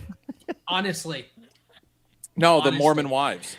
But they were in the middle of filming season 5. This video came out. They stopped it because, whoa, she's a bad person. That video was from 5 years ago. We all knew she was a terrible person. So go play games. Like, Swing break. Go play games. Swing break. Swing break. Oh my goodness. Swing break. It's so bad. You know what's funny, actually? I want to open up a coffee shop, and I met this person who opened up the Swig here in my town, and she's like, the only people that drink this stuff more than once ever is Mormons, because they know it's killing you slowly every single time. It's like the one that you guys talked about the other day from Crumble that had Crazy Cousins grams of sugar or whatever. That's exactly what's going on here. And I know, listen, I'm probably doing this wrong. Normally we don't go to the chat, but we have a Mormon in the chat. And they said, as an actual Mormon, I don't claim these people. I love it. So it's just so funny the way that this world works out. And you know what? Play it, go for it, have a great time. But man, reality TV has done a number on these people. Yep. Yes. Reality TV. Turns out not good for you, folks. Right. Anyway. It's not really reality. What? Anyway, swing break. Go check out the Meat Canyon video. Yeah. Video. It's oh my gosh. It's objectively hilarious. Watch it on 1.5. You don't need to be there for the whole thing. No, but you do have to watch the whole thing. You can turn it up a little bit, but it is entertaining as heck. It is a great time. So, do I watch that or Supergirl? Which one do I watch? To be honest, I'd flip a coin because both are going to change your life. Both are going to change your life. We're going to see Supergirl tonight, and I don't want to go. And I'm hearing it is dreadful. So, for context, Earl, we were looking at we're going to see it tonight, and it was like, oh, this movie is like the trades are saying that it's this horrible. And I made a joke with Wizard of, it's like, man, there's so many movies this year that we've wanted to walk out of. This is like number 5. It's actually number 6 because I just remembered the last movie we wanted to walk out of was Disclosure Day. It was Disclosure Day. You're right. Oh, that's the Steven Spielberg one, right? Yes, yes, it was. Yeah, it was terrible. It was Disclosure Day. Oh, put it away. Oh my god. Get that out of here. Get it off screen. There you go. That's your Supergirl, everyone. God get it out of here. Does she have braces in the movie? No, I don't. No. I don't think she has braces in real life. Somebody photoshopped braces onto her. She doesn't have braces in real life. Maybe they Get did. it off That's the why the budget screen. cost so much. They had to do CGI and remove them out of every frame. Maybe that's what they did. Oh no, dude. You want a You wanga? were saying. You want a wanga? Go watch the Mormon Housewives Meat Canyon video. Don't bother with this. Don't bother with this. Hey, we'll real quick be before we get back to the news, just because this is funny. Supergirl is quote super horrendous. The super horrendous comic book movie with the worst script I can remember, reads Variety's review. Wow. Gunn was right to want to take the comic book genre back to the basics of well-structured screenwriting. So what he has done in his second DC outing, he's given us a comic book movie with the worst script I can remember. Yeah, man. Hell yeah, This is brother. garbage. You guys Hell This is gonna be yeah. trash. Thank you for the sacrifice that Oh. you are making, Wizard and Tom. I will never go see this. I don't Did want we- But hold on, to be fair, I know we all talk about it like it's awful. Wizard, I just It want to is. point out that when you and I saw the James Gunn Superman movie, Yes. I didn't hate it, but it's because I'm a normie. Oh, I hated it. But I don't know all the lore. I was a Batman kid. Like, I don't care. I never watched any Superman movies. So, like, the Superman movie, I walked out and I'm like, that was a decent movie. And Wizard laughed at me. He's like, you're an idiot, which I am. That's fair, regardless of my opinion on the movie. But, like, as a normie, I didn't think it was terrible. So I wonder what the normie reception will be to this. Shout out Well- to Kata, who said he was about to watch Supergirl, went to the 7 p.m. showing, and I am falling asleep. That's what he says. I'm so A excited. little while later. Oh man, I don't want to Oh, see boy. this movie. But anyway, we got more news we got to cover, and then we got to get back to the chat. We got to get back to the people. Tom, we have any more news? Yes, we do. Let's get to it. The One Piece, everything to know about the upcoming anime series. So I'm just going to quickly shotgun this. Back in December of 2023, when they were doing the live-action Netflix series, they had announced that they were doing a collaboration with Wit Studio, which is one of the big animation companies in Japan, to do what seemed to be a remake of the One Piece series. Starting from the early East Blue and Romance Dawn into, theoretically, we thought this was going to be a full, hey, here's the beginning, here's the end of One Piece reanimated, so it's an easier watch for people who, maybe are interested in getting into the series, but are, challenged by how daunting and how large of a show and episode count this series has. Unfortunately, with what they've announced today, as well as previously, it does not look like it's going to be like that. So previously, they announced, hey, this is coming out, they didn't give a date on it, but they announced it in December of 2023. Today, they have put out that it's going to be the first season is releasing February of 2027. And granted, the first season, for reference point, the end of this season is Baratier, which is where they get Sanji.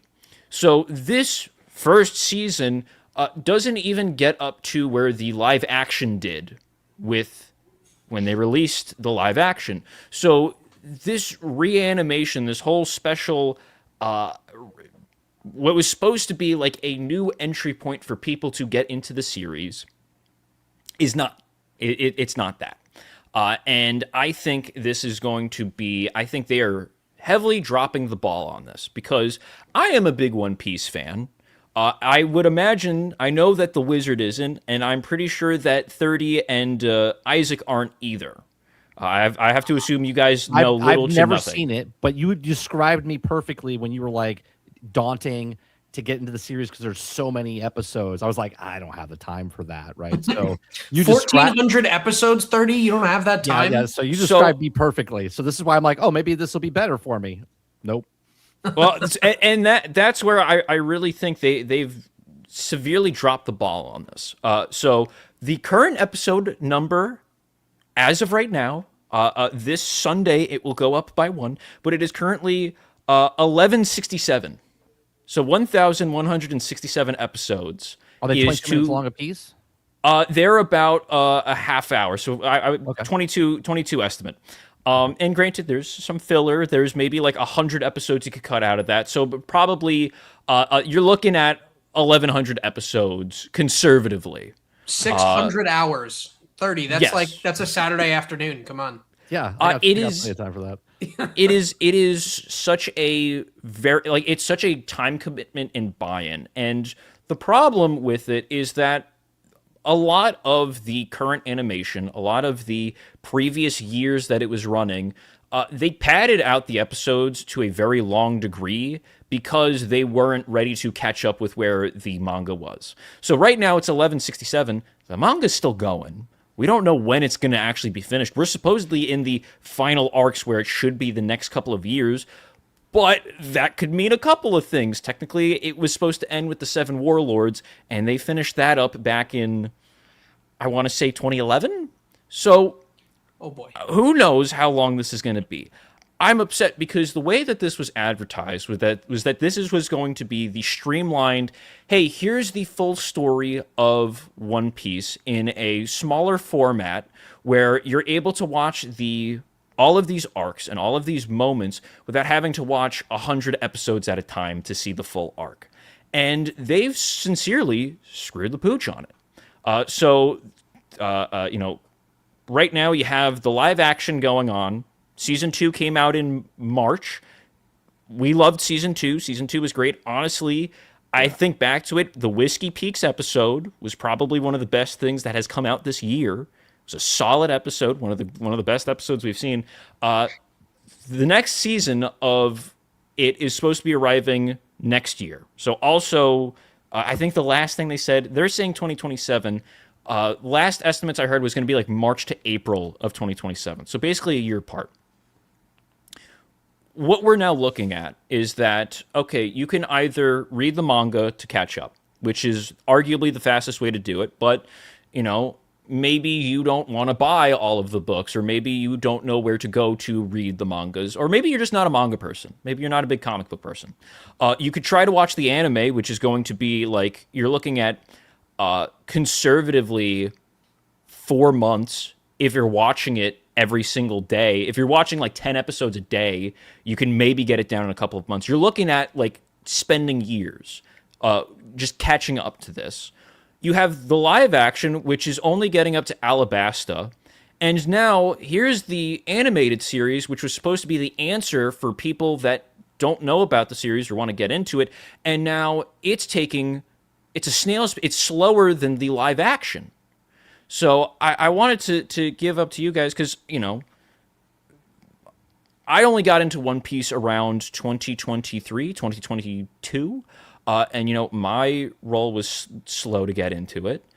Do you see yourself ever actually engaging with this franchise, with how big it is? Or do you look at it and go, maybe my kid will get into it. I know some people who've told me a couple things. Yeah, I know the main character's Luffy. I know Zoro and Sanji, but I know things about it. I don't have the wherewithal to actually get into this thing. I'll go first. It says here it would take me 17 to 20 days of continuous nonstop viewing of 400 to 460 hours, or realistically 6 to 12 months of catch up. For the amount of time that I get to watch like a show, I could realistically, let's say, watch 6 hours a week. So what is that?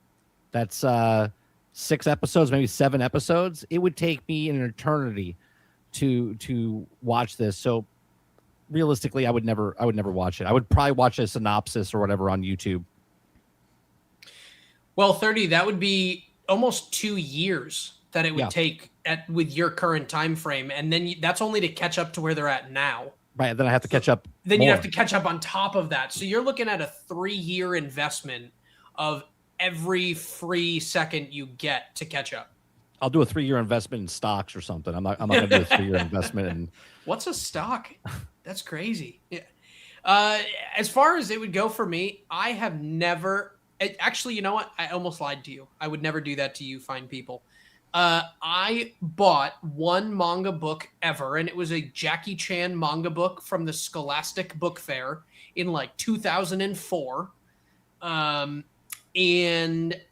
I couldn't figure out how to read it, and I never did. And then I never read manga. I never watched anime. I don't know what people see in it. I can't criticize it because I genuinely just don't know. I've never seen a single second of it. I would never be able to get into this.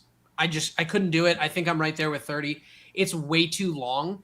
I like the idea of them taking one that's this long and doing almost like a highlight reel of it to get people into it. But I think exactly, kind of for the reasons you brought up, Tom, there'd be nothing here for me. There'd be nothing that I could do that would make me say I'm interested. This started back in 1997? I graduated high school then. Yeah, we're going on. They just did the 25th anniversary of the anime last year, I believe, or maybe that was crazy. this year. So we're going into I don't remember what, but realistically, it's going to end at the 30th mark of the 30th anniversary of this show going on, is timeline-wise when it may end, theoretically. Could keep going on after that. I would say, this One Piece series is a good on-ramp for people that maybe have only seen the live action and they look at it, they look at the anime as being intimidating. But frankly, for everything I've seen, I'm kind of disappointed. They announced this 3 years ago. Tom did a pretty good job introducing all of this, but they announced this too long ago. It's taken too long to make this. This ends at an abrupt place where if you've seen the live action, you've watched like 10 times past where this thing is going to end, which then implies like, okay, well, it took 3 years to get this. Is it going to be another 3 years to get the next season? I don't understand what Netflix is thinking here. And it looks too similar. So it's supposed to be a remake, but like it looks the same. It looks more like more of the same. I don't understand what they're thinking here. I mean, sure, is this going to get more people to watch it? Yeah, maybe, but I don't know. I don't think it's keeping up with the trend of like, okay, think about this. The live action was months ago and like it's been forgotten. And I mean, I think Tom can comment on that. It's like they dropped the whole thing on a single day. Everybody watched it in one day. It's something that should have been weekly because each episode was a full movie, literally a full length movie. And I don't understand why, like, I feel like Netflix is mismanaging this property. And I don't think it's fair to the property considering it's very good. It's a very good property. To that point, I speculate that they actually held off on releasing season 2 to March because they were hoping that there was going to be a little bit more hype around Stranger Things. They didn't release it they didn't release it around the time that they would have last year because of Stranger Things and all the hype, and that's died out. No one's talking about Stranger Things anymore. They had the animated series of that went like a fart gone in the wind. I think they are what? Nothing. No, keep going. I think they're trying to cash their chips into One Piece right now because One Piece is massive. You may not like it. You may look at it and go, oh, anime is dumb. It's stupid. I think Luffy sucks. People are eating it up around the world. He's having Luffy? Collaboration. That's this guy. It's the guy on screen. Shows how much I know.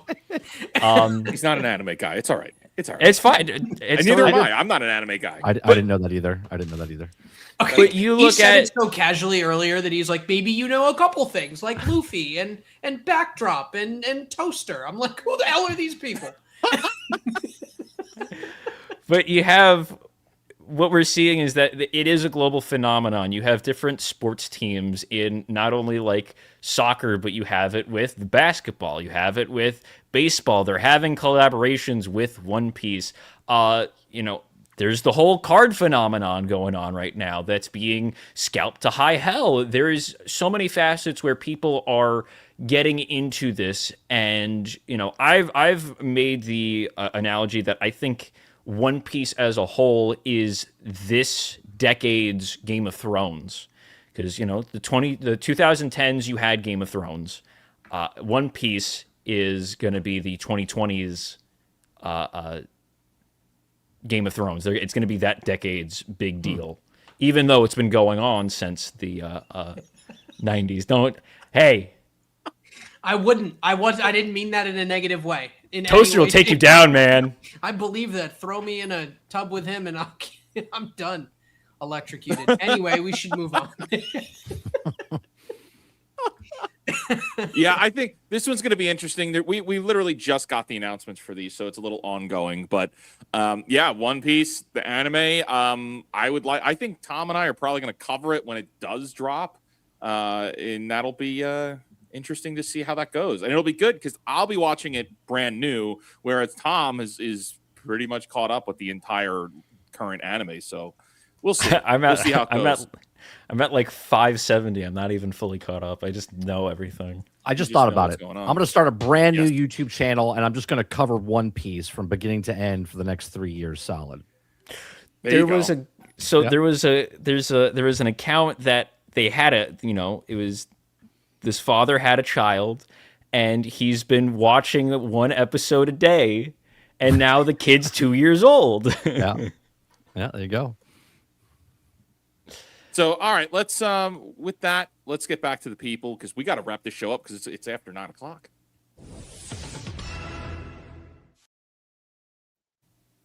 Yeah, unfortunately, we have to wrap things up. Isaac had to drop off. We're going to be tying things up here, and that's unfortunate because that means that Tom and I have to go see Supergirl. Oh boy. Don't do that, guys. I don't want to do it. I'm so excited to go see Supergirl. That makes me happy. Was that Droopy the dog? Is that Yeah, Droopy? yeah. Dog? Nice. That's how they do it. That's how he does it. He has You his just stretch fingers out- out. Oh That's what sold it to boy. me. Yeah. Yeah. Yeah. That I'm makes just me filled with happy. glee. I used to love that show. Yeah, that's how he did the voice. He would pull his cheeks out. Over on the super side, we got Andrew here dropping a 5 Canadian says nothing. I hope we didn't miss your message if that came through separately. So we'll keep an eye out for that. But with that, 30, what you got going on this week? Where can people find you? Just over on 30 NSG. It's my morning show I do Monday through Thursday from 10 o'clock in the morning till noon Eastern. We just cover news stories, have conversations, just cover news and react to people's videos and stuff. So come on by. We have another channel called 30 and Still Gaming, which is just me playing games because I don't have that much time to play games. So doing that right after this. We're playing some Star Wars Battlefront 2. Hell yeah. What time are you going live?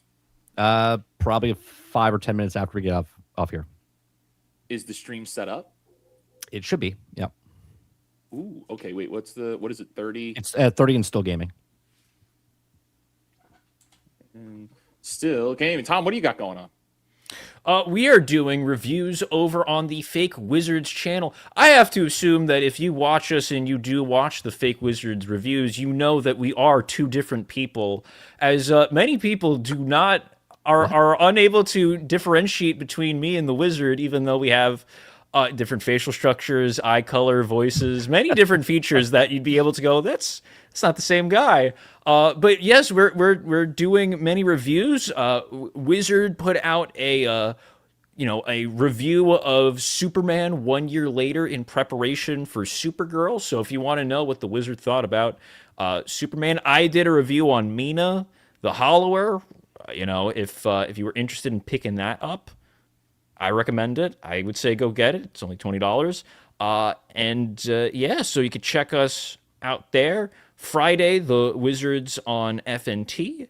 And I think that is all of the updates. We do have one final super. We got Alex Hayes for 1167 episodes. Hell nah.